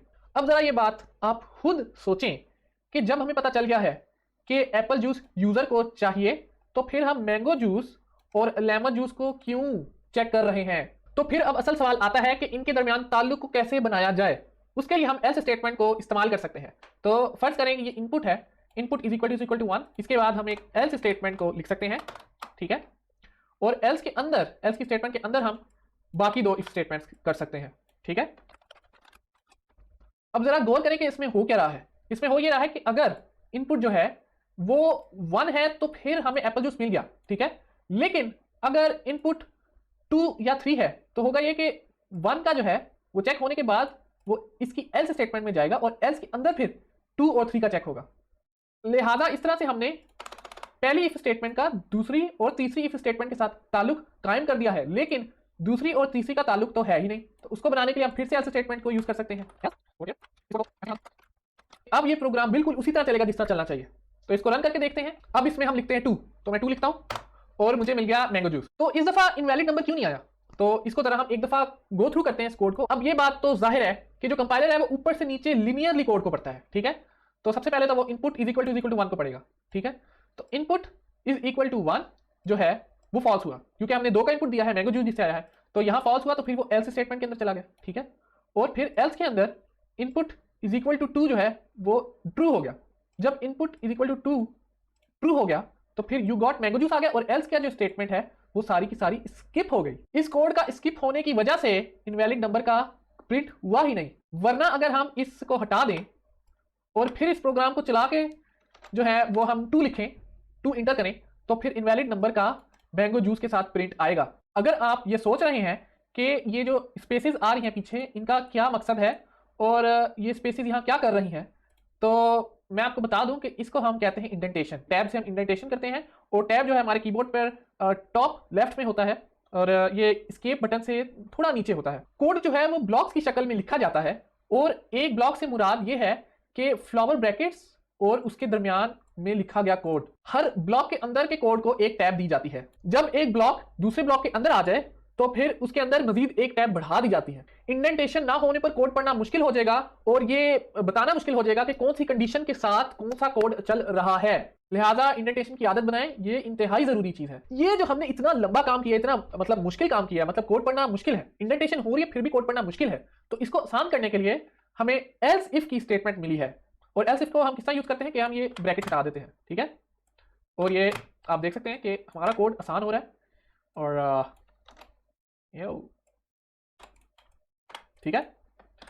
तो ये देखें कितना आसान हो गया, कितना सिंप्लीफाई हो गया है। इस कोड को बेहतर तरीके से समझने के लिए मैं इसको पढ़ के दिखाता हूं। अगर इनपुट 1 है तो फिर एप्पल जूस, वरना अगर इनपुट 2 है तो फिर मैंगो जूस, वरना अगर इनपुट 3 है तो फिर लेमन जूस, वरना इनवैलिड। अब ये कोड एक चेन की शक्ल में है और अगर इनमें से कोई एक भी चल जाए तो उसके नीचे आने वाली सारी इफ कंडीशंस जो हैं वो स्किप हो जाती हैं और कंपाइलर उनको नहीं चेक करता।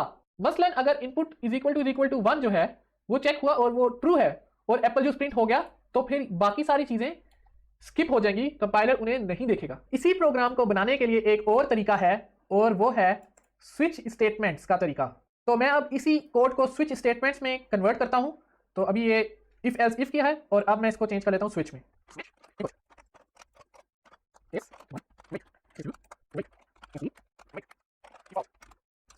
ये स्विच स्टेटमेंट वाला प्रोग्राम बिल्कुल वही काम करता है जो इफ एल्स इफ का वेंडिंग मशीन वाला प्रोग्राम काम करता था। स्विच के कीवर्ड के बाद आने वाली पैरेंथेसिस या राउंड ब्रैकेट्स के दरमियान हम कंडीशन की बजाय उस वेरिएबल का नाम लिखते हैं कि जिसके साथ हमने केसेस को कंपेयर करना हो, केसेस को चेक करना हो। हर केस के आगे आने वाली वैल्यू को स्विच वाले वेरिएबल के साथ कंपेयर किया जाता है।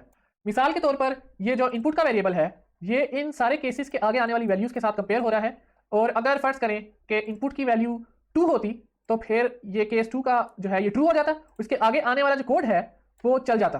केस के बाद आने वाली जो वैल्यू है उसके बाद जो है हम ये कॉलन लिखते हैं और कॉलन जो है वो शिफ्ट के साथ सेमी कॉलन अगर दबाएं तो फिर लिखा जाता है। कॉलन के बाद हम वो कोड लिखते हैं जो केस के दुरुस्त होने पर चलता है। मसलन अगर इनपुट की वैल्यू 2 होगी ये चल जाएगा और इस कोड के बाद ब्रेक होना लाजमी है।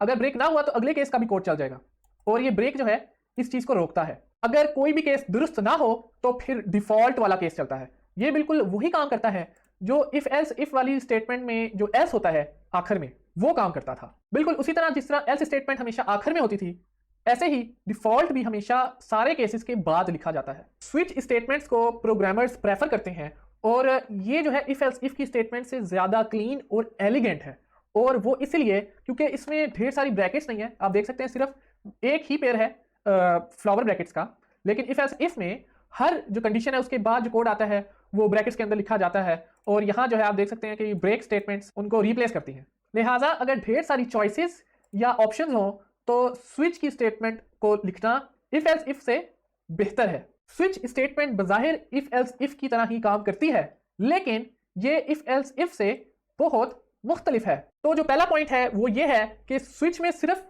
केसेस के साथ वेरिएबल का इक्वालिटी चेक होता है और कोई कंडीशन हम नहीं चेक कर सकते और कोई कंडीशन हम लगाकर नहीं देख सकते। और जो दूसरा पॉइंट है स्विच का कि जो स्विच को इफ एल्स इफ से मुख्तलिफ करती है वो ये है कि हम स्विच के केसेस के आगे जो नंबर आते हैं उसमें हम वेरिएबल को इस्तेमाल नहीं कर सकते और सिर्फ कांस्टेंट ही इस्तेमाल होता है। मसलन मैं यहाँ अगर 1 की बजाय एक वेरिएबल लिख दूं तो आप ये देख सकते हैं कि वेरिएबल के लिखने पर इसने एरर दिया है। लाल रंग की लाइन नजर आ रही है, ये एरर का सबूत है और ये इंटीजर जो है सम नंबर ये एक वेरिएबल है और आप देख सकते हैं कि स्विच जो है वेरिएबल के साथ नहीं चलता। इसको ठीक करने के लिए हम सम नंबर को कांस्टेंट बना देते हैं। तो ये मैं पीछे कॉन्स्ट लिख देता हूं और इस तरह से आप देख सकते हैं कि अब ये सही हो गया है।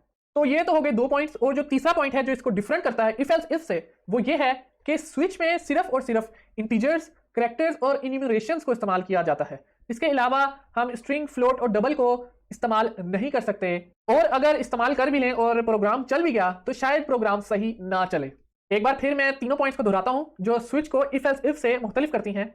तो पहला पॉइंट ये था, वेरिएबल और केस का सिर्फ इक्वालिटी चेक होता है। दूसरा पॉइंट कि केस के आगे सिर्फ कांस्टेंट को इस्तेमाल किया जाता है, हम वेरिएबल की वैल्यू केस के अंदर नहीं दे सकते। तीसरा पॉइंट कि इंटीजर्स, कैरेक्टर्स और एन्यूमरेशंस के साथ सिर्फ स्विच स्टेटमेंट काम करती है। ये सारी बातें तो कर ली, अब प्रोग्राम को चलाकर भी देखते हैं। तो मैं प्रोग्राम चलाता हूं। तो ये प्रोग्राम चल गया है, मैंने 2 इंटर किया है और इसने मैंगो जूस का प्रिंट कर दिया। ये बिल्कुल उसी तरह काम करता है जिस तरह पीछे जो इफ एल्स इफ का जो कोड था वेंडिंग मशीन वाला वो करता था। ये वो पासवर्ड वाला प्रोग्राम है। होना ये चाहिए कि पासवर्ड गलत होने पर प्रोग्राम को फिर से पासवर्ड पूछना चाहिए। अगर यूजर पासवर्ड गलत लिखता रहे तो प्रोग्राम को चाहिए कि वो बार बार पासवर्ड पूछता रहे। किसी भी चीज को बार बार रिपीट करने के लिए व्हाइल और फॉर लूप को इस्तेमाल किया जाता है। इस वीडियो में हम सिर्फ व्हाइल लूप को देखेंगे। पासवर्ड वाले प्रोग्राम पर हम बाद में आएंगे। इसको कमेंट कर देते हैं CTRL के C। अब हम एक व्हाइल लूप बनाते हैं। पहले व्हाइल का कीवर्ड लिखा है, उसके बाद राउंड ब्रैकेट्स के दरमियान कंडीशन और आखिर में फ्लावर ब्रैकेट्स के दरमियान वो कोड जो कंडीशन के दुरुस्त होने पर चले। व्हाइल लूप भी बिल्कुल इफ स्टेटमेंट की तरह है, लेकिन इसमें होता यह है कि जब तक कंडीशन ट्रू रहती है जो कोड है वो बार बार चलता रहता है। तो इस प्रोग्राम को चलाकर देखते हैं और आप देख सकते हैं कि ये बार बार चलते जाओ प्रिंट किए जा रहा है और ये रुक नहीं रहा। इसको हम इन्फिनिट लूप कहते हैं क्योंकि ये कंडीशन किसी भी तरीके से फॉल्स नहीं हो सकती। चलते जाओ बार बार प्रिंट होता रहेगा क्योंकि एक इन्फिनिट लूप है और ये तब तक चलता रहेगा जब तक हम इस प्रोग्राम को जबरदस्ती बंद ना कर दें। तो ये स्टॉप का साइन है, इधर शिफ्ट F5 से भी स्टॉप हो जाता है। मैं इसको क्लिक करता हूं और ये फिर बंद हो जाएगा। व्हाइल लूप को कंट्रोल करने के लिए हम जो व्हाइल लूप के बाद आने वाली कंडीशन है उसको एक वेरिएबल के साथ मुंसलिक कर देते हैं। मिसाल के तौर पर मैं यहां लिखता हूं int i is equal to 0। अब ये जो i है, मैं इस i को जो है व्हाइल की कंडीशन के साथ मुंसलिक कर देता हूं, इसका एक ताल्लुक बना देता हूं। तो मैं यहां लिखता हूं i इज स्मॉलर देन 3 और फिर मैं जो कोड है उसके अंदर लिख देता हूं i is equal to i plus 1। तो अब जरा गौर करते हैं कि इस कोड में हो क्या रहा है।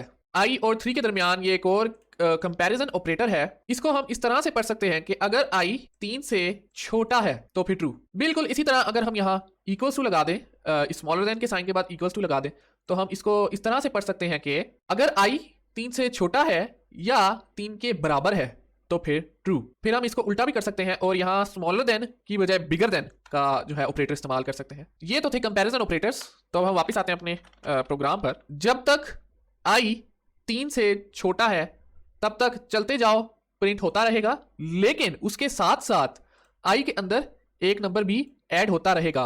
जब हम i के अंदर एक ऐड करते रहेंगे तो होगा ये कि एक वक्त i जो है वो 3 से छोटा नहीं रहेगा और व्हाइल लूप की कंडीशन फॉल्स हो जाएगी। कंडीशन के फॉल्स होने पर प्रोग्राम एंड हो जाएगा। तो अब हम प्रोग्राम को चलाकर देखते हैं। तो आप देख सकते हैं कि चलते जाओ जो है 3 बार प्रिंट हुआ और उसके बाद प्रोग्राम एंड हो गया। इसको बेहतर तरीके से समझने के लिए हम i को भी साथ प्रिंट कर देते हैं। तो यहाँ मैं एक स्पेस लगाता हूँ और फिर यहाँ i लिखता हूँ और अब हम इसको इस प्रोग्राम को चलाकर देखते हैं। तो अब आप जरा गौर करें कि जब भी चलते जाओ प्रिंट हो रहा है तो i की वैल्यू भी बढ़ती जा रही है और जब i की वैल्यू 3 हो गई तो जाहिर है कि 3 जो है वो 3 से छोटा नहीं है।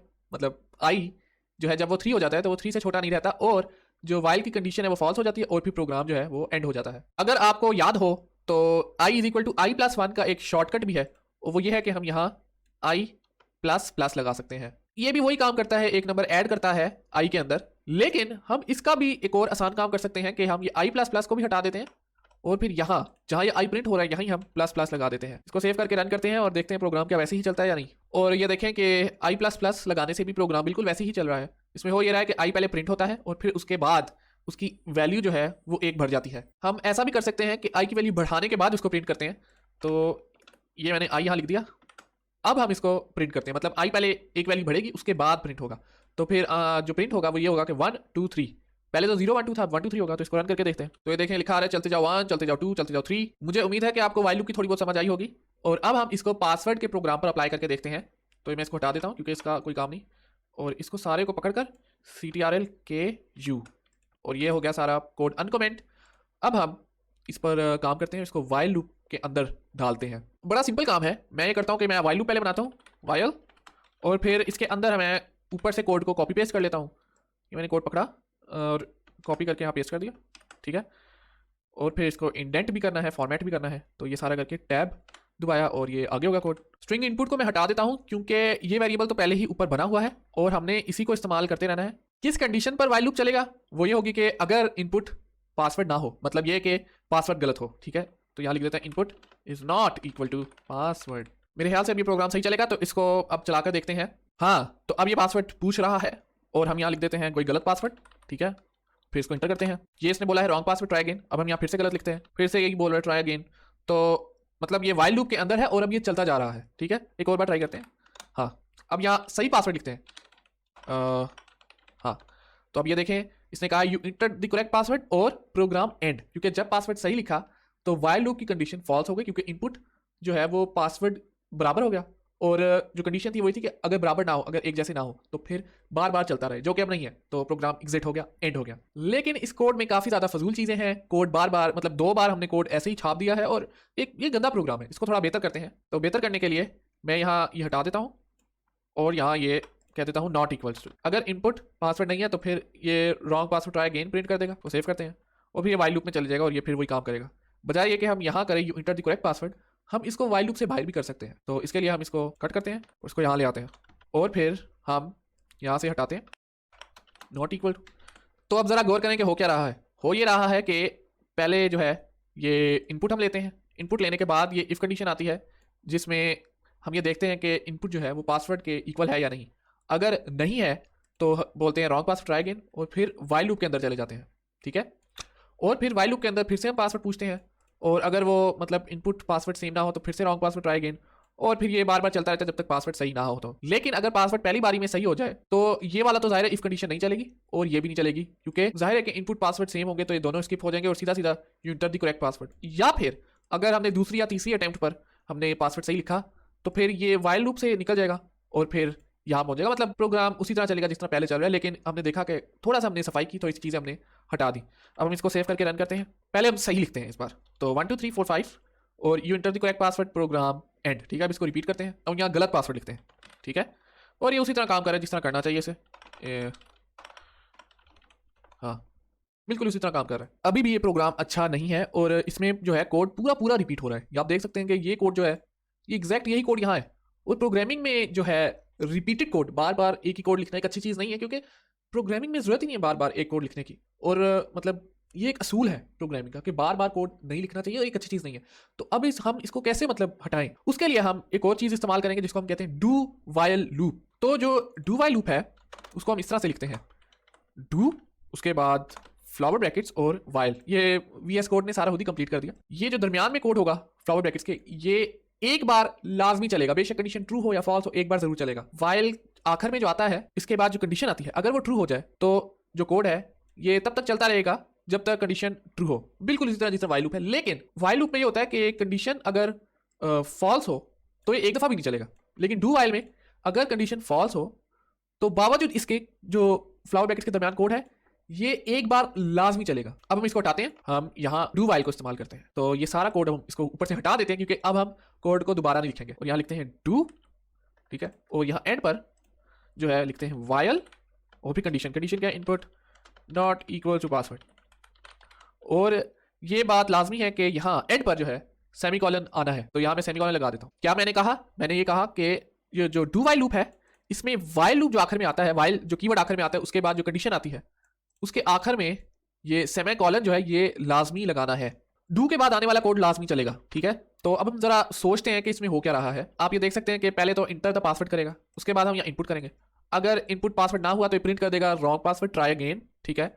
और जाहिर है कि अगर इनपुट पासवर्ड सेम ना हो तो ये वाइल के आगे जो कंडीशन है इसकी बना पर ये फिर से रिपीट होगा। लेकिन अगर हम यहाँ सही पासवर्ड लिख दें तो ये नहीं चलेगा और फिर ये वाइल लूप भी खत्म हो जाएगा, फॉल्स हो जाएगा और फिर ये सीधा सीधा कह देगा you enter the correct password program ended. ये प्रोग्राम भी बिल्कुल वैसे ही चलेगा जैसे पहले जो चल रहा था वो, लेकिन ये कोड कितना कम है और ये इतना आसान है समझना इसको। ठीक है, मैं इसको रन करके देखता हूँ CTRL F5। तो मैं यहाँ कुछ गलत लिखता हूँ, इंटर करता हूँ। ठीक है, गलत लिखने पर ये बार बार चलता रहेगा। ठीक है, अब मैं ऐसा ही लिख देता हूँ 1 2 3 4 5। ठीक है, और ये लिख दिया इसने, you enter the correct password, program end. Do while की वजह से कोड आसान हो गया और काफ़ी अच्छा हो गया, और हमें कोड को 2 बार नहीं लिखना पड़ा। फॉर लूप्स को सीखने से पहले हम एक वाइल लूप बनाते हैं जो कि कंट्रोल्ड हो, जो कि एक वेरिएबल कंट्रोल कर रहा हो। तो उसके लिए हम सबसे पहले एक इंटीजर बनाएंगे, integer i is equal to 0, और उसके बाद वाइल, और उसके बाद कंडीशन। वाइल कीवर्ड के बाद कंडीशन हम लिखते हैं i इज स्मॉलर देन 10, और फिर कर्ली ब्रैकेट्स के अंदर वो कोड जो वाइल लूप के अंडर चलेगा। यानी कि इस केस में हम चाहते हैं कि 10 बार ये कोड चले, तो वो ये है ये कोड कि हम 10 बार यहाँ कहें सलाम। ठीक है, एंड और उसके बाद हम यहाँ i को प्लस कर दें। तो अब हम इसको सेव करते हैं और इसको चलाते हैं। तो ये आप देख सकते हैं कि 10 बार इसने सलाम को प्रिंट किया है। इसमें एक छोटी सी चीज़ है जो मैं बताना चाहता हूँ, जो शायद आप कंफ्यूज हो रहे हो। वो ये है कि अगर i स्मॉलर देन 10 पर ये लूप खत्म हो जाता है, तो इसका मतलब ये कि 9 जो है वो आखिरी नंबर है जब ये लूप चलता है और फिर खत्म होता है। तो फिर ये सलाम 10 बार क्यों प्रिंट होता है? इसकी वजह यह है कि जो हमारा इंटीजर i है वो 0 से शुरू होता है, वो 0 से शुरू होता है, और 0 भी एक नंबर है। तो अगर आप 0 से काउंट करें तो 0 से 9 तक देखते हैं क्या होता है। 0 1 2 3 4 5 6 7 8 9, तो इस तरह पूरे 10 बन जाते हैं 0 से 9 तक। ठीक है, तो इसलिए सलाम जो है वो 10 बार प्रिंट होता है। खैर, ये तो था वाइल लूप। तो अब हम इस वाइल लूप को ज़रा थोड़ा सा गौर करते हैं कि इसके 3 हिस्से हैं। वाइल लूप के साथ 3 हिस्से हैं, और एक है हिस्सा के हम इंटीजर जो है एक वेरिएबल को पहले डिफाइन करते हैं, तो यहाँ वेरिएबल डिफाइन हुआ है। और दूसरा वाइल लूप का हिस्सा ये है कि हम एक कंडीशन डिफाइन करते हैं कि क्या किस कंडीशन की बना पर ये लूप चल रहा है, और जब वो कंडीशन फॉल्स हो जाती है तो हम उस लूप से निकल जाते हैं। और वहाँ यहाँ ये कंडीशन है i इज स्मॉलर देन 10, और जो तीसरी और आखिरी कंडीशन है वो है कि कंडीशन नहीं बल्कि आखिरी जो हिस्सा है वो है i प्लस प्लस। ठीक है ना, जहाँ हम उस वेरिएबल को चेंज कर रहे हैं, और जब ये वेरिएबल चेंज होता रहता है तो एक वक्त ऐसा आता है कि हम लूप से निकल जाते हैं। तो ये जो 3 हिस्से हैं ये इस वाइल लूप को एक कंट्रोल में लाते हैं, कि मतलब हमने इस वाइल लूप को यहाँ से यहाँ तक चलाना है, एक खास मुद्दत तक चलाना है, और वो हमने इस वेरिएबल, कंडीशन और ये जो एक एक्सप्रेशन है इसके ज़रिए हमने ये खास मुद्दत, जो खास वक्त है, उसको हमने डिफाइन किया।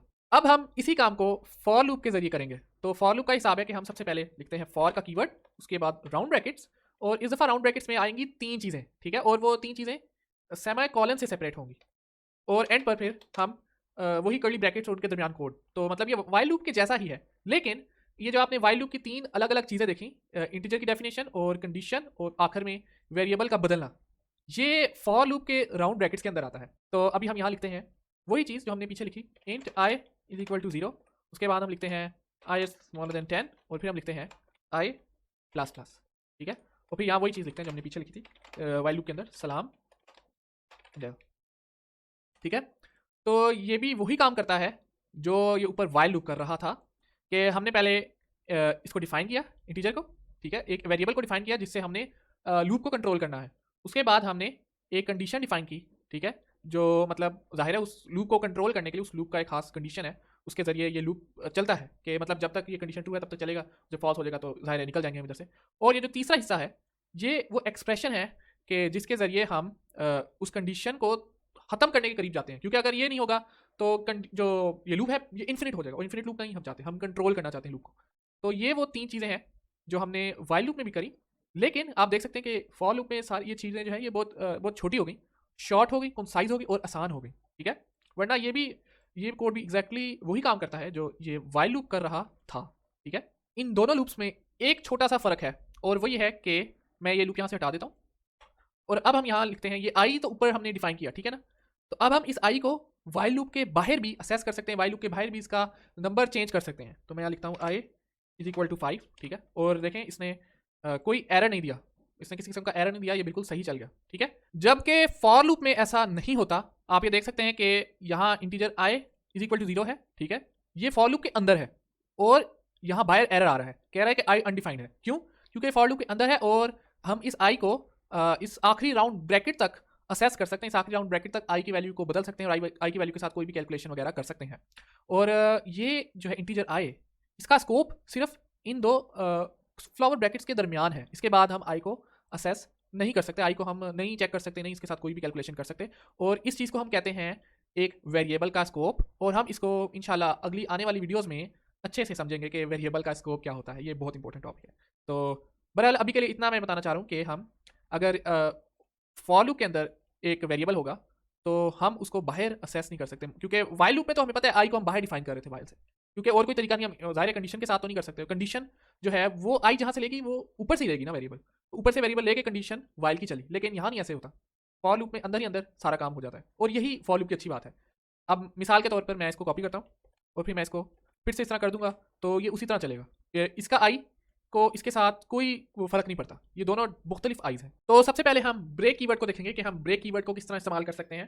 तो ये मैंने कमेंट लिखा ब्रेक, और फिर हम एक फॉर लूप बनाते हैं, for int i is equal to 0, i smaller than 5, i plus plus. ठीक है, ये एक सादा सा फॉर लूप है, और हम इसमें लिख देते हैं वैल्यू ऑफ आई इज, ठीक है, और फिर यहाँ आई को प्रिंट करते हैं, और फिर हम यहाँ प्रोग्राम को एंड करके रहे हैं। तो यहाँ मैंने किया प्रोग्राम एंड। अब इसको सेव करके इसको रन करके देखते हैं। ये वही चीज़ें जो हमने पहले की थी। तो इस तरह से फॉर लूप काम करता है, जैसे कि हमने पिछली फॉर लूप की वीडियो में भी सीखा था। यहाँ आप देख सकते हैं आई की वैल्यू हर इटरेशन के साथ बढ़ रही है, हर लूप के साथ बढ़ रही है, और जब आई की वैल्यू 5 के बराबर हो जाती है तो लूप से निकल जाता है प्रोग्राम, और फिर प्रोग्राम एंड हो जाता है आखिर में। अभी हम लूप को इस कंडीशन के ज़रिए एक कंट्रोल दे रहे हैं, लेकिन हम यहाँ एक और तरीके से कंट्रोल कर सकते हैं कि हम यहाँ लिख सकते हैं इफ़ अगर आई जो है की वैल्यू 3 हो जाए तो हम यहाँ ब्रेक कर सकते हैं। और चूँकि ये सिर्फ एक जुमला है, ब्रेक एक स्टेटमेंट है, तो हम मतलब बगैर कर्ली ब्रैकेट्स के भी इसको लिख सकते हैं। और फिर हम यहाँ वैसे ही सीखने के लिए, समझने के लिए हम यहाँ ये लूपिंग लिख देते हैं, ये, और उसके बाद एंटर। ठीक है, अब हम इसको रन करके देखते हैं और गौर करते हैं कि ये ब्रेक का कीवर्ड आखिर कर क्या रहा है। तो अब आप ज़रा गौर करें कि आई इज़ 4 प्रिंट नहीं हुआ। ठीक है, होता यह है कि जब आई की वैल्यू 3 हो जाती है, जैसे कि आप यहाँ देख सकते हैं वैल्यू ऑफ आई 3, तो उसके बाद ये इस कंडीशन पर जाता है, और ऑब्वियसली आई की वैल्यू 3 है तो फिर 3 हो जाता है, और फिर ये ब्रेक हो जाता है। ब्रेक से मुराद ये कि लूप से बाहर निकल आता है। जो एक जो फॉर लूप है, फर्ज करें या फॉर लूप है, तो इधर से बाहर निकल आएगा। वाइल होता तो वाइल से बाहर निकल आता ब्रेक के कीवर्ड के जरिए। स्विच स्टेटमेंट में भी हमने देखा था कि ब्रेक का कीवर्ड इस्तेमाल हो रहा था, वो इसी काम के लिए हो रहा था कि जैसे ही ब्रेक आता है तो जो कर्ली ब्रैकेट्स है उधर से जो कमांड है, जो कोड है, जो कंपाइलर का है सिस्टम, वो बाहर निकल आता है। आई इस 3 के बाद लूपिंग नहीं लिखाया, ये नहीं लिखाया, क्योंकि जब ब्रेक हो गया तो इधर से निकल गया, और फिर प्रोग्राम सीधा सीधा एंड हो गया। तो ये अभी हमने ब्रेक को समझा। अब हम कंटिन्यू को इसी तरह समझते हैं कि जो कंटिन्यू है, अगर वो होता तो क्या होता। ठीक है, थोड़ा बेहतर तरीके से समझने के लिए आई को 2 करते थे, आई इक्वल टू 2। ठीक है, और अब यहाँ हमने कंटिन्यू लिखा है ब्रेक की बजाय, तो अब इसको हम रन करके देखते हैं। अब ज़रा गौर करते हैं कि हो क्या रहा है। वैल्यू ऑफ आई 0 फिर लूपिंग, ठीक है, वैल्यू ऑफ आई 1 फिर लूपिंग, वैल्यू ऑफ आई 2, और इस दफ़ा लूपिंग नहीं आया साथ। ठीक है, क्यों नहीं आया? क्योंकि आई की वैल्यू 2 थी। जब आई की वैल्यू 2 हुई तो ऑब्वियसली ये कंडीशन भी ट्रू हो गई, और फिर हमने कंटिन्यू कीवर्ड को रीच कर लिया। कंपाइलर कंटिन्यू का कीवर्ड मतलब पढ़ लिया, और इस ये जब कंटिन्यू का कीवर्ड आता है तो जो कंटिन्यू के आगे का जो भी कोड होगा वो स्किप हो जाएगा, लेकिन फिर ये दोबारा चलने लग जाएगा। कहने का मतलब ये है कि हम लूप से बाहर नहीं निकले, हमने सिर्फ एक वक्त के लिए जो लूप का बकिया कोड था, जो बाकी का कोड था, मतलब कंटिन्यू के बाद का जो कोड था, वो सारा स्किप हो गया, लेकिन सिर्फ एक बारी के लिए। ठीक है, उसके बाद फिर से ये दोबारा उसी तरह चलने लग गया जिस तरह लूप को चलना चाहिए। ठीक है, तो आप ये देख सकते हैं कंटिन्यू आया, और ये यहाँ जो भी कोड होगा स्किप हो जाएगा। कंटिन्यू से पहले जो भी कोड होगा वो चलेगा, कंटिन्यू के बाद जो भी कोड होगा वो स्किप हो जाएगा, और फिर से दोबारा चलने लग जाएगा। आप ये देख सकते हैं वैल्यू ऑफ आई इज 2 के बाद लूपिंग नहीं आया, और फिर value of I 3 looping, value of I 4 looping, और फिर उसी तरह प्रोग्राम एंड हो गया जिस तरह होना चाहिए था। लेकिन जो वैल्यू ऑफ आई जब 2 हुई तो एक दफ़ा स्किप हो गया। ब्रेक स्टेटमेंट सिर्फ लूप और स्विच में इस्तेमाल हो सकती है। बिल्कुल इसी तरह कंटिन्यू स्टेटमेंट सिर्फ लूप में इस्तेमाल हो सकती है। अब हम ब्रेक कीवर्ड को प्रैक्टिकली इस्तेमाल करके देखते हैं कि ब्रेक कीवर्ड किस तरह से फ़ायदा पहुंचा सकता है। अभी आप अपने सामने देख सकते हैं, ये वही प्रोग्राम है जो हमने डू वाइल को सीखते वक्त बनाया था, पासवर्ड वाला प्रोग्राम।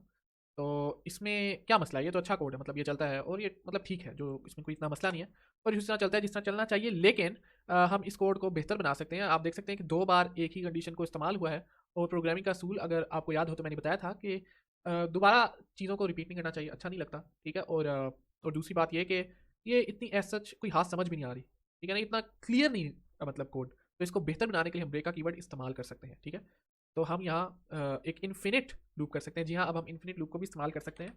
और ये इन्फिनिट बज़ाहिर लग रहा है, लेकिन ये इन्फिनिट नहीं होगा अगर हम ब्रेक का कीवर्ड इस्तेमाल करेंगे तो यहाँ हम बजाय के लिखें input is not equal to password, हम यहाँ लिख सकते हैं input is equal to password, यानी अगर इनपुट पासवर्ड होगा तो फिर हम ब्रेक कर देंगे। ठीक है, हम निकल जाएंगे लूप से, वरना हम बोलेंगे रॉन्ग पासवर्ड। ठीक है, अगर एक बार फिर देखते हैं, अगर इनपुट पासवर्ड है तो लूप से निकल जाए, वरना हम ये कहें कि पासवर्ड गलत है, फिर से कोशिश करें, ट्राई अगेन। ठीक है, तो हाँ, ये काफ़ी क्लियर है, मतलब हमें समझ आ रही कि ये क्या है, इसमें हो क्या रहा है। ठीक है, और ना सिर्फ ये बल्कि हम ये करेक्ट पासवर्ड वाली स्टेटमेंट को भी ऊपर लिख सकते हैं, जो जो मेरे ख्याल से ज़्यादा अच्छी लगेगी अगर हम यहाँ लिख दें तो। ठीक है, तो ये काफ़ी नीट है, ये मेरे ख्याल से अब बेहतर हो गया है। और हम यहाँ एंड पर प्रोग्राम एंड का भी लिख सकते हैं, ताकि पता तो चले कि लूप से निकला भी है नहीं। ठीक है, प्रोग्राम एंड। तो हम इसको रन करके देखते हैं। तो ये हमारा प्रोग्राम चल गया, हम इसको गलत लिखते हैं। ठीक है, गलत पासवर्ड हम सही लिखते हैं, तो ये correct password end program end, बिल्कुल उसी तरह जिस तरह चलना चाहिए इसको। तो ये मैंने आपके सामने एक छोटा सा कोड लिखा है, और इसमें आप देख सकते हैं कि लूप के अंदर लूप है और दोनों इन्फिनिट लूप हैं, और ये दोनों वाइल लूप्स हैं। जो ब्रेक है वो आपको सिर्फ एक ही लूप से निकालेगा, दो लूप से नहीं निकालेगा। दो लूप्स के लिए दो ब्रेक से इस्तेमाल करने पड़ेंगे, जाहिर है। तो मैं यहाँ ब्रेक लिखता हूँ और फिर इसको आपको चला के दिखाता हूँ। तो ये अभी आप देख सकते हैं कि ये एक इन्फिनिट लूप है, आउटसाइड लूप इनसाइड लूप बार बार आई जा रहा है। हो ये रहा है कि ये आउटसाइड लूप एक बार प्रिंट होता है, और फिर ये इस इन्फिनिट लूप के अंदर जाता है, और इनसाइड लूप प्रिंट होकर उसके बाद ब्रेक हो जाता है, और फिर आउटसाइड लूप फिर आता है प्रिंट, और फिर इनसाइड लूप होकर फिर ब्रेक होता है, और ये बार बार होता रहता है। तो मतलब ये ब्रेक जो है ये एक वाइल लूप से आपको निकाल रहा है। अब अगर हम दूसरा वाइल लूप लगाएं तो जाहिर है दूसरे से भी हम निकल जाएंगे। ठीक है, तो मेरा कंप्यूटर थोड़ा स्लो हो गया बिकॉज मैंने प्रोग्राम को बंद नहीं किया। ठीक है, अब हम इस प्रोग्राम को रन करके देखते हैं। तो ये अब आप देख सकते हैं कि मैंने आउटसाइड लूप के बाद ब्रेक लगाया है, तो हुआ ये कि आउटसाइड लूप करके फिर ये मतलब निकल गया, इस लूप से निकल गया, तो ये वाला कोड चला ही नहीं। ठीक है, अगर मैं ब्रेक इसके नीचे लगाता, इस लूप के नीचे लगाता, तो एक बार आउटसाइड लूप आता, फिर इनसाइड लूप आता, और फिर मतलब बस प्रोग्राम फिर बंद हो जाता। कॉम्प्लेक्स कंडीशन से मुराद ये कि आप एक से ज़्यादा कंडीशंस को मिलाकर इस्तेमाल कर सकें। मिसाल के तौर पर हम फायर अलार्म को देखते हैं कि जो फायर अलार्म है उसको दो कंडीशंस चाहिए होती हैं, और अगर वो दोनों कंडीशंस दुरुस्त हों तो फिर फायर अलार्म चलता है। तो वो दो कंडीशंस क्या हैं? पहली कंडीशन ये है कि धुआं होना चाहिए, और दूसरी कंडीशन ये है कि टेम्परेचर दर्जा हरारत ज़्यादा होना चाहिए। अगर धुआं भी हो और दर्जा हरारत यानी टेम्परेचर ज़्यादा हो तो फिर फायर अलार्म बजेगा। तो अब हम कोड की तरफ जाते हैं और इसी फायर अलार्म के प्रोग्राम को बनाते हैं। अब हम फर्ज करते हैं कि फायर अलार्म सिर्फ स्मोक को तब ही डिटेक्ट कर सकता है, तब ही उसे जान सकता है कि धुआं है, जब स्मोक यानी धुएं का यूनिट 100 या 100 से ज़्यादा हो जाए। तो वो हम यहाँ लिख देते हैं। और जो टेम्परेचर यानी दर्जा हरारत है उसकी भी हम एक थ्रेश होल्ड करते हैं कि टेम्परेचर में डेसिमल पॉइंट इस्तेमाल होता है डॉट समथिंग, तो उसके लिए हम फ्लोट यूज़ करेंगे, और हम टेम्परेचर डिग्री सेल्सियस में करेंगे, जाहिर है 40 नहीं 40 भी काम है, 50 कर देते हैं। अब एक वेरिएबल भी होना चाहिए, किसी तरह से इनपुट भी होना चाहिए कि जिसके ज़रिए टेम्परेचर और स्मोक को हम देख सकें कि कितना है। तो अभी हम फर्जी तौर पे वेरिएबल लेने, तो ये फर्जी तौर पे दो वेरिएबल है। फर्स्ट करें स्मोक देते हैं 70 और टेम्परेचर अभी टेम्परेचर होगा वो देते हैं, फर्स्ट करें 40, और हम इनको कंपेयर करेंगे थ्रेश होल्ड्स के साथ, और इस तरह से हमारा फायर अलार्म का जो प्रोग्राम है वो देखेगा कि आग लगी है या नहीं। अब हम यहाँ इफ़ स्टेटमेंट लिखते हैं, if smoke is bigger than smoke detect threshold. ठीक है ना, और फिर यहाँ कर्ली ब्रैकेट्स लगा देते हैं। अब आप ज़रा गौर करें कि ये तो सिर्फ एक कंडीशन है, तो हम दूसरी कंडीशन को किस तरह से इस्तेमाल कर सकते हैं, उसके लिए हम एक और इफ़ स्टेटमेंट इफ़ के अंदर डाल सकते हैं जो हमें समझ है। ठीक है, तो अब हम यहाँ लिखते हैं इफ़, और यहाँ फिर हम क्या देते हैं,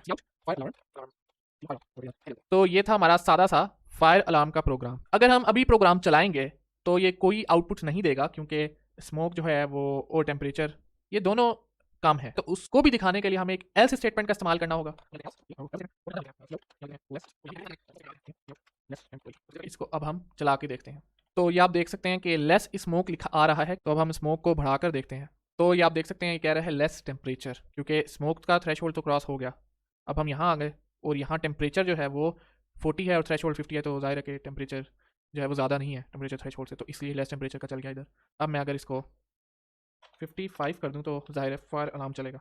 जब स्मोक और टेम्परेचर दोनों चीज़ें हद से ज़्यादा हो गई तो फिर हमारा फायर अलार्म चल गया। तो ये तो हमें पहले ही पता था कि ये क्या कर रहे हैं, इफ़ स्टेटमेंट्स एल्स और ये सब, लेकिन इससे भी बेहतर तरीका है कोड को लिखने का। ये तरीका थोड़ा पेचीदा है, तो इसको आसान करने के लिए हम एंड और के ऑपरेटर इस्तेमाल कर सकते हैं। तो ये मैं आप देख सकते हैं कि मैं यहाँ से हटा रहा हूँ इसे, और अब ये एक ही इफ स्टेटमेंट में आ रहा है, और यहाँ मैं लगा देता हूँ ये। तो ये क्या चीज़ है? ये एम्पसैंड है, एम्पसैंड, और ये आता है मेरे कीबोर्ड पर शिफ्ट और 7 को दबाने से। शिफ्ट और 7 आता है तो एम्पसैंड निकलता है एम्परसैंड, और ये यहाँ 2 ऐसे लगाने हैं। तो इसका मतलब क्या है? ये एंड ऑपरेटर है, और इससे होता यह है कि अब ये और ये दोनों कंडीशंस आपस में जुड़ गई हैं, और जुड़ने से मुराद ये है कि अब हम दोनों कंडीशंस को एक साथ देख रहे हैं। अगर स्मोक डिटेक्ट थ्रेशोल्ड से ज़्यादा है और टेम्परेचर थ्रेशोल्ड से ज़्यादा है, तो फिर फायर अलार्म चलेगा, वरना नहीं चलेगा। तो लेस स्मोक तो है अपनी हम कह सकते हैं, क्योंकि अब तो टेम्परेचर का भी हिसाब हो गया है। तो हम ये कह सकते हैं लेस स्मोक और टेम्परेचर। तो अब हम इसको चलाकर देखते हैं। तो ये कह रहा है फायर अलार्म, क्योंकि स्मोक भी ज़्यादा है स्मोक थ्रेशोल्ड से, और टेम्परेचर भी ज़्यादा है टेम्परेचर थ्रेशोल्ड से, जैसे कि हमने पहले सेट किया था। और अगर हम इनमें से कोई एक भी कम कर दें, मसलन मैं यहाँ कर देता हूँ 100, ठीक है, तो 100 सेम है, लेकिन आप देख सकते हैं बिगर देन का साइन इधर इस्तेमाल हुआ है। तो इसका मतलब कि ये नहीं चलेगा, फायर अलार्म नहीं चलेगा, क्योंकि बराबर है ये, जो कि नहीं होना चाहिए, स्मोक को ज़्यादा होना चाहिए थ्रेशोल्ड से। तो अब इसको चलाकर देखते हैं। तो अब ये कह रहा है लेस स्मोक और टेम्परेचर, यानी कि फायर अलार्म नहीं चला क्योंकि कोई एक चीज़ कम है। इसी तरह हम ये स्मोक को ज़्यादा ही रखते हैं, लेकिन टेम्परेचर को कम कर देते हैं। ये अब यही कह रहा है लेस स्मोक और टेम्परेचर। तो आपने अभी सीखा एंड का कॉन्सेप्ट, एंड ऑपरेटर का कॉन्सेप्ट, लेकिन यहाँ एक और ऑपरेटर है, और का ऑपरेटर, ठीक है। अगर हम फर्ज करें कि हम चाहते हैं कि हम फायर अलार्म तब चलाएं जब स्मोक ज़्यादा हो या फिर टेम्परेचर ज़्यादा हो, इन दोनों में से कोई एक चीज़ भी ज़्यादा हो तब अलार्म चल जाए। बहुत मतलब सिक्योरिटी वाला अलार्म है कह लो। तो अब हम यहाँ लगाएंगे ये 2 सीधे डंडे, ठीक है। अब इनको क्या कहते हैं ये तो मुझे भी नहीं पता। ये 1 नहीं है, ये L नहीं है, ये स्लैश, जो कीबोर्ड में जो मेरा स्लैश का बटन है, तो अगर मैं शिफ्ट के साथ दबाऊँ तो ये डंडा आता है, ठीक है। ये उल्टा स्लैश है, इसके साथ में शिफ्ट दबा के बटन दबाऊँ उल्टे स्लैश को, तो ये डंडा आता है, ठीक है। और ये मेरे कीबोर्ड में जो लेफ्ट साइड में जो CTRL है उसके साथ है, लेकिन मैंने कुछ कीबोर्ड्स देखे हैं उनमें ये बैक स्पेस के नीचे होता है या इंटर के करीब होता है ये बटन। और ये 2 डंडे जो है ये एक ऑपरेटर है, और इसको हम कहते हैं और ऑपरेटर। इसका मतलब ये है कि अगर स्मोक जो है वो थ्रेशोल्ड से ज़्यादा हो जाए, या फिर टेम्परेचर जो है वो टेम्परेचर थ्रेशोल्ड से ज़्यादा हो जाए, इन दोनों में से कोई भी एक चीज़ ज़्यादा हो जाए, तो फिर फायर अलार्म चल जाएगा। अब हम यहाँ और नहीं लिख सकते, एल्स की स्टेटमेंट है, हमें यहाँ लिखना पड़ेगा एंड, ठीक है, क्योंकि जाहिर है ऐसा हो नहीं सकता कि इनमें से अगर कोई एक चीज़ कम हो तो फिर अलार्म ना चले, ऐसा अब नहीं हो सकता। अब जो है हिसाब ये है कि इनमें से कोई एक भी अगर ट्रू हुआ, इनमें से कोई एक भी फ़र्ज़ करें टेम्परेचर ज़्यादा है टेम्परेचर थ्रेशोल्ड से, तो फिर अलार्म चल जाएगा, ठीक है। और अगर दोनों कम है तो फिर अलार्म नहीं चलेगा। तो आपने अभी एंड ऑपरेटर और ऑपरेटर को सीखा। अभी एक और ऑपरेटर है जो मैंने आप लोगों को पहले भी बताया था, लेकिन मैं एक बार फिर बता देता हूँ। ये फ़र्ज़ करें हम या यहाँ कहते हैं कि स्मोक अगर छोटा है स्मोक थ्रेशोल्ड से, ठीक है, हम यहाँ लगा देते हैं नॉट का ऑपरेटर। इसको कहते हैं नॉट ऑपरेटर, और इससे ये होगा कि हम यहाँ बोल तो रहे हैं कि स्मोक छोटा है स्मोक डिटेक्ट थ्रेशोल्ड से, तो फिर फायर अलार्म चले, लेकिन असल में बात यह है कि हमने पीछे नॉट लगा दिया तो उल्टा हो गया। उल्टा का मतलब ये कि ये पहले था छोटा, लेकिन अब जो कि नॉट लगा दिया है, तो इसका मतलब ये हुआ कि ये सिर्फ तभी चलेगा जब स्मोक जो है स्मोक डिटेक्ट थ्रेशोल्ड के बराबर होगा या फिर ज़्यादा होगा। तो ये थोड़ा सा कंफ्यूजिंग है शायद, लेकिन आप इसकी प्रैक्टिस करें तो आपको समझ आ जाएगी कि नॉट ऑपरेटर क्या कर रहा है, उल्टी कर रहा है कंडीशन को, उल्टा कर देता है, उल्टा फ्लिप द टेबल। हम इन कंडीशंस को बूलियन वेरिएबल के अंदर भी सेव कर सकते हैं, इनका जो रिजल्ट है उनको, ठीक है, इनको नहीं, इनके रिजल्ट को। तो मैं यहाँ लिख देता हूँ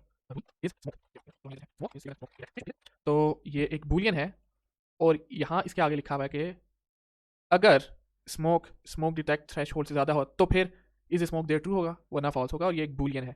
यहाँ होता है कि पहले एक कंडीशन कैलकुलेट होती है, और जो उसका रिजल्ट होता है वो इस बूलियन वेरिएबल के अंदर सेव हो जाता है। तो स्मोक और टेम्परेचर, अगर स्मोक होगी और टेम्परेचर ज़्यादा होगा तो फिर फायर अलार्म चलेगा। कितना ईजी हो गया है इसको पढ़ना और समझना। और ये दोनों बूलियन वेरिएबल्स को इस्तेमाल करके हुआ है। हम बूलियन वेरिएबल्स के अंदर भी कॉम्प्लेक्स कंडीशंस इस्तेमाल कर सकते हैं। मसलन मैं लिख देता हूँ बूल, मैंने इन 2 बूलियन वेरिएबल्स को इस्तेमाल किया है इस एक्सप्रेशन में, जो रिजल्ट है वो कैलकुलेट होकर इसमें सेव हो जाता है, इज़ अलार्म रनिंग। और अब हम इज़ अलार्म रनिंग को इधर लिख सकते हैं, इज़ फायर अलार्म रनिंग, ठीक है। तो ये भी वही काम करेगा, लेकिन ये भी चीज़ों को एक तरीके से आसान बना रहा है कि अगर आप ऊपर का कोड ना देखा, सीधा सीधा यहाँ से देखें, कितना ईजी है। अगर अलार्म चल रहा है तो फिर फायर अलार्म बोलें, वरना बोलें कि टेम्परेचर या स्मोक काम है। आप मल्टीपल और एंड ऑपरेटर इस्तेमाल कर सकते हैं और जितनी कॉम्प्लेक्स करना चाहिए कंडीशन को कर सकते हैं, लेकिन मसला यह है कि इसको समझना मुश्किल है। अब कौन सी कंडीशन कब चेक हो रही है और क्या हो रहा है, इसको समझना मुश्किल हिसाब है। कि फ़र्ज़ करें हो सकता है कि पहले ये चेक हो रही हो, ठीक है, मतलब एक कन्फ्यूजन है कि क्या हो रहा है, तो उसके लिए हम ब्रैकेट्स का इस्तेमाल करेंगे। तो ब्लैक ब्रैकेट से ही आसान हो जाएगा। अब ये मैं यहाँ इसको हटा देता हूँ। ब्रैकेट्स जो है वो मल्टीपल ऑपरेटर्स जब इस्तेमाल करें तो बहुत ज़रूरी है। तो आप यहाँ देख सकते हैं कि पहले ये चेक हो रहा है, ठीक है, उसके बाद इसका जो रिजल्ट आता है वहाँ वो यहाँ डलता है और फिर उन दोनों के दरमियान चेक होता है, रिजल्ट और इसके दरमियान। तो मैं अभी ज़रा आपको कैलकुलेट करके दिखाता हूँ। Value 2 is bigger than value 3, ठीक है, तो वैल्यू 2 वैल्यू 3 से बड़ी है, हाँ, तो हम यहाँ क्या कर देंगे, यहाँ अब रिजल्ट आ जाएगा उसका, तो मैं यहाँ लिख देता हूँ ट्रू, ठीक है। ये कंपाइलर कर रहा है, फर्ज करें मैं नहीं कंपाइलर कर रहा है, तो यहाँ ट्रू आ गया। उसके बाद value 3 is equal to value 1, 3 2 है और 1 5 है, तो ये ट्रू नहीं है तो फॉल्स है। तो हम यहाँ कैलकुलेट कर देते हैं फॉल्स, ठीक है, फॉल्स और ट्रू, ठीक है। अब ये और ऑपरेटर की बात यह है कि इनमें से अगर कोई एक भी ट्रू हुआ तो फिर सारा कुछ ट्रू हो जाएगा, ठीक है। तो यहाँ आप देख सकते हैं एक चीज़ ट्रू है और दूसरी चीज़ फॉल्स है, तो चूँकि ये ट्रू है तो ये सारा का सारा ट्रू हो गया क्योंकि और ऑपरेटर यही करता है, तो ये ले। और अब आखिर में हम वैल्यू 1 और 2 के कर रहे हैं इसके साथ एंड ऑपरेटर, जो कि बहुत सिंपल है, लेकिन मैं फिर भी करके दिखा देता हूँ। Value 1 is smaller than value 2, value 1 5 है, वैल्यू 2 8 है, तो ये भी ट्रू ट्रू।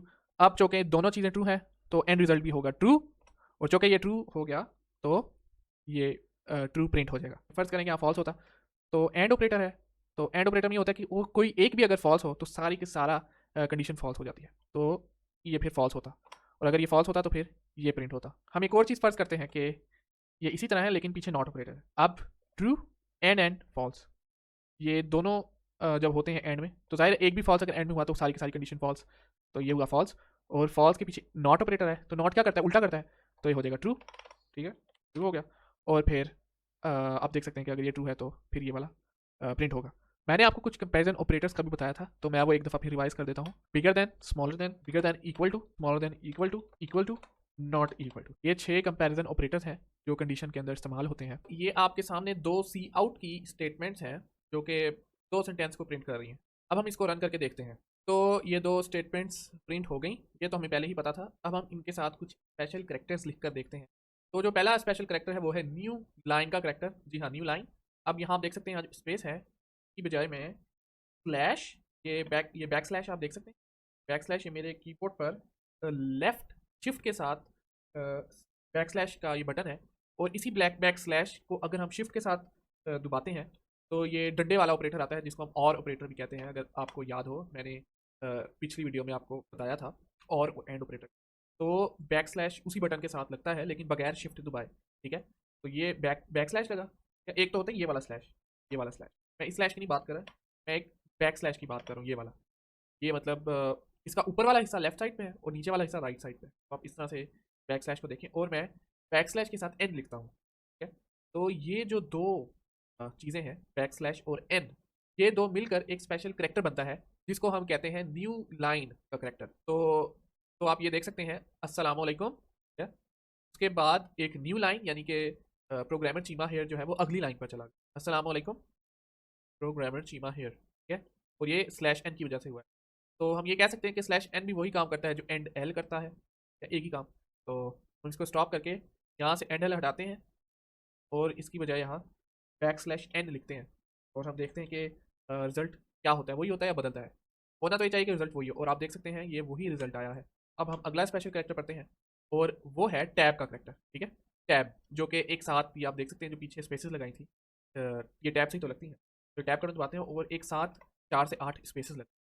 तो टैब को हम यहाँ किस तरह से दिखा सकते हैं, ज़ाहिर है हम यहाँ टैब भी लिख सकते हैं, लेकिन प्रोग्रामिंग के अंदर भी टैब का एक खास काम होता है, टैब से अलाइन करते हैं हम चीज़ों को। तो अब हम इसे रन करके देखते हैं। तो आप ये देख सकते हैं कि स्लैश टी से, बैक स्लैश टी से ये एक स्पेस आ गई है बीच में, टैब की स्पेस। तो ये कुल मिलाकर 1 2 3 4 5 6 स्पेसेस हैं, ठीक है।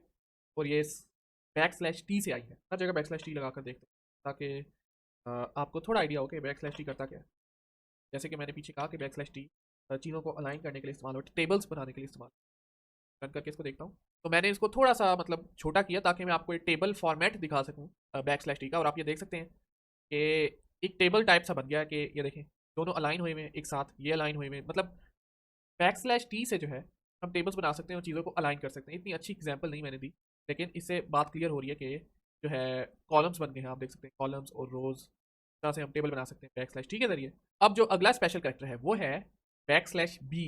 तो मैं यहाँ एक्सक्लेमेशन मार्क जो अस्सलाम वालेकुम के बाद आया है, इसके बाद में \b के स्पेशल कैरेक्टर को लिखता हूँ, इसको सेव करके रन करके देखते हैं। तो आप ये गौर करें कि अस्सलाम वालेकुम के बाद जो एक्सक्लेमेशन मार्क है वो गायब हो गया, कि बैक स्पेस जब हम दबाते हैं तो करेक्टर जो है वो डिलीट हो जाता है। तो यहाँ जो हमने बैक स्पेस लगाया है इससे ये हुआ है कि जो पीछे एक्सक्लेमेशन मार्क है वो डिलीट हो गया।